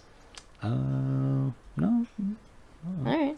I think when we move in, I'm gonna try replaying all of the Silent Hills because I've never done Nice. that in a while. Sweet. I will cry next to you. I also forgot A Quiet Place, although in my mind it started as a horror and ended as kind of an action thriller. But Yeah, I mean, it's not necessarily a horror it's not. movie. Yeah, it's not true horror, but I mean, like It's still really good. It stuck with me. I would watch it again. That's how good it was. I was like, okay. Yeah. I saw it with one of my friends, Cassandra. You know Cassandra. But Chris didn't go with us, so we should all watch it together. Yeah. It's a really good movie. Get Out, also Chris has not seen, Yeah, and is also a really, really good movie. sure. Okay, so mine are, well, recently, this weekend, after we got back from Denver, we watched Children of the Corn. Ugh. That's why you said don't watch it. Okay. Yeah, it's Yeah. just, it was, shout out to Stephen King. It's You rule it, dude. You know, you're so rich. Yeah, But- you are so prolific. It is, Children of the Corn, the first one especially, is just not good. It's a classic in air quotes, but like Yeah, somehow it's a classic. I don't know. I didn't enjoy it at all. Maybe it's a No. product of its time, but I guess, it's just so slow. we literally, like, we were like, man, how long is this movie? Dear Yeah. Lord, we paused it. We were only halfway through. Yeah. Halfway. 40 minutes in. We were like, are you freaking serious, dude? Yeah. Oh, my Lord. It's just really slow and like not very eventful, and like the payoff at the end isn't really that interesting. Yeah. I don't know. I don't know. It just wasn't our thing. It's fine. So we recently watched that. We already talked about Killer Legends, where you can find out more about like different urban legends throughout the years. House of the Devil is probably, Oh yeah, that's a really good one. besides Blair Witch Project, I don't care if you judge me, come at me. House of the Devil is probably on par in being my favorite horror movie. It is so like subtle, and it was made in the mid 2000s, but it is set in the 80s, and they do it so well. It's, the writing is great, the acting is great. The story is about sort of like the Satanic Panic era. It's a really great freaking movie. I highly recommend it. Yeah. Another, not necessarily a movie, but sort of like a show that I think is great, specifically an episode I think is really great, is Documentary Now's episode Sandy Passage. Yeah. Documentary Now is a spoof documentary series starring Fred Armisen and Bill Hader, where they spoof prolific documentaries that have come out through the decades. And they're spoofing, in the episode Sandy Passage, they're spoofing Grey Gardens, which is about a mother and daughter that live in a dilapidated house that are being harassed by the city. Sandy Passage, literally, it's so funny, dude. Yeah. It's one of like the funniest things. And it takes like the weirdest turn. It really does. But it's really, really worth it. It goes from like sad comedy. I mean, it's not sad. It's just like it's like dry, funny. Yeah. It's like it's so funny, dude. You have to watch it. You have to watch it. And it goes into horror, and it's just hilarious. So if you want something spooky, just like the movie What We Do in the Shadows, if you want something spooky but also like has comedy to it, which is my favorite horror now, that like I can still feel good after I watch it. I don't feel like staying up all night. Yeah. Sandy Passage, for sure. And then lastly, I just subscribed to this podcast today. It's called Let's Not Meet, and the narrator and host is Andrew Tate. And it's essentially just like a bunch of personal stories that people write in, or Reddit stories that where people have experienced kind of like weird interactions with other people, like creepy interactions, like over like Craigslist or something like that. I mean, like Craigslist, or like, you know, they accidentally cut someone off in traffic and that person follows them home and tries to attack them, and like stuff like that. It's not like, it's a little bit cheesy, but it's just interesting to listen to, you know, to kind of have that like thriller element. Before I was into podcasts, I was really into just like listening to YouTube videos of like Mr. Nightmare. Yeah. Seriously, Cosmo? Like, Mr. Nightmare is a guy that just like reads Reddit stories, and it's awesome. And so it's awesome to have a podcast that is just like filled with these stories, you know, that you just like mindlessly listen to. Yeah. As well as, and that's why we drink, paranormal and true crime, and my favorite murder. Yeah. True crime. So anyway. And whatever that foot lettuce guy is. Oh, he has a name. I know. Yeah, I Yeah, know. what I always is it? forget it. I forget it I feel too. bad because it's like, it's almost like Striker or something is his name, and it's Daniel sent me for my birthday. He sent me a song that guy, because he's also a musician. Oh, Daniel what? for my birthday sent me a song from that dude, and it was all right, man. It was actually all right. Yeah. So Wait, does he still have the same voice when he sings? kind of, but not really. It's kind of like EDM. Oh. You know, it's not really. It's like singer songwriter. Right. I have the hypothesis that it's like I think it's like a California thing, because Aaron Mahnke has sort of like a similar vibe. Yeah. When he like Talking that way. Yeah, a little bit, not as much as that guy, but like it's a little bit like that. So I wonder if like it's a dialect thing. It might be a dialect thing. I'll never get past. You know, it's funny. People are like the Burger King foot lettuce thing, but it's, for me, it's the girl or the woman in the parka walking up behind the woman in the snowstorm. It's like, this monster is clearly walking in broad daylight. Either the news team is unafraid, or they just do not realize what is behind them. That was a good one. It's a classic. Yeah. Thank you so much for joining us on our Halloween spectacular. Spooktacular. Yeah. Trademark. We had a lot of fun. We were very scared and very sweaty because there was a lot of adrenaline rushing. This is an awesome episode. I had a lot of fun. Yeah, me too. I'm really freaking scared, and we need to turn on something not scary, immediately. What are you going to say, Magni? No, I was just going to say the best part about this would be if this was like a film, it would end with me waking up in my truck. Oh, it's a totem. A totem. And then you look totem. over. Oh.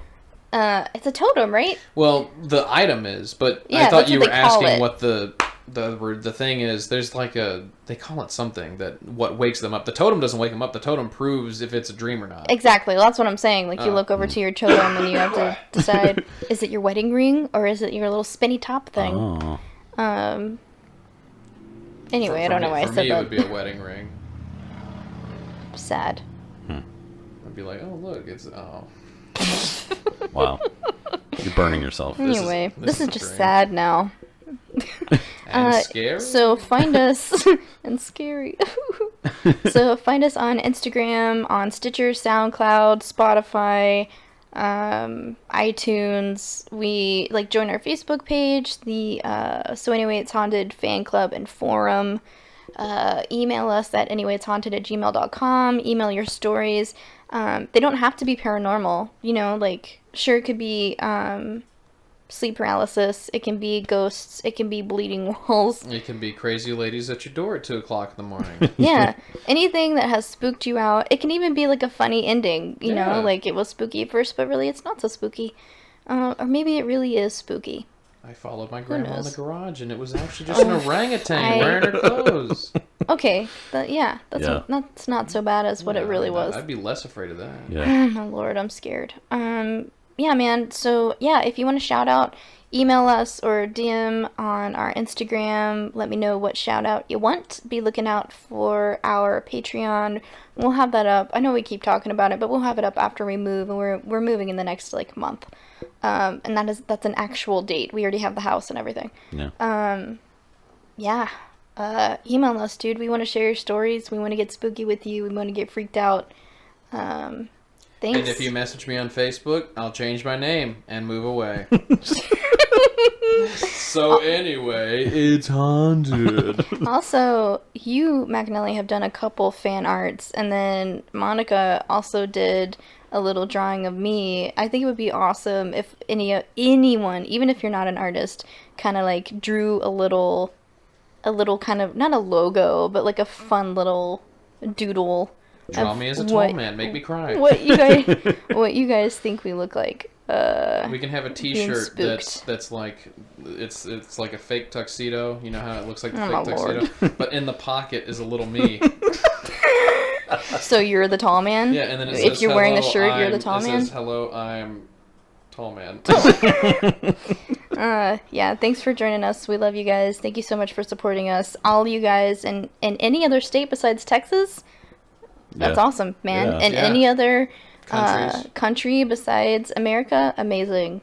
All of the provinces that in Canada that we have listeners in, like, what's up, Canada? What's up? We might be coming Our to New sister Quebec. Country. Oh, you meant in vacation. Yeah. Thought that was like one of those political threats. Cut this out. Yes, I'm gonna say thank you to our listeners and then threaten them immediately. No, I meant like Promptly. we might be coming to you. Wink, wink. Wink, wink. Wank, wank. Don't All right. say that. And remember, it's not a competition to scare me. You all win automatically. All right, thank you guys. See you next week. Yeah. That's so weak because you're so scared. Yeah, I know. Yeah. Are we done? Yes. Okay. Go cry now.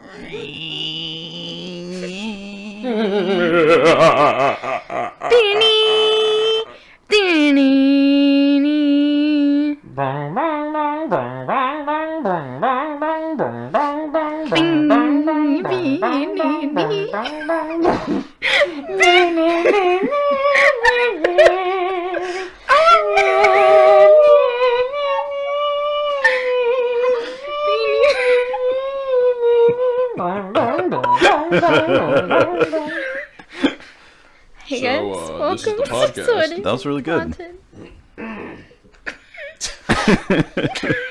Okay, I could do it better.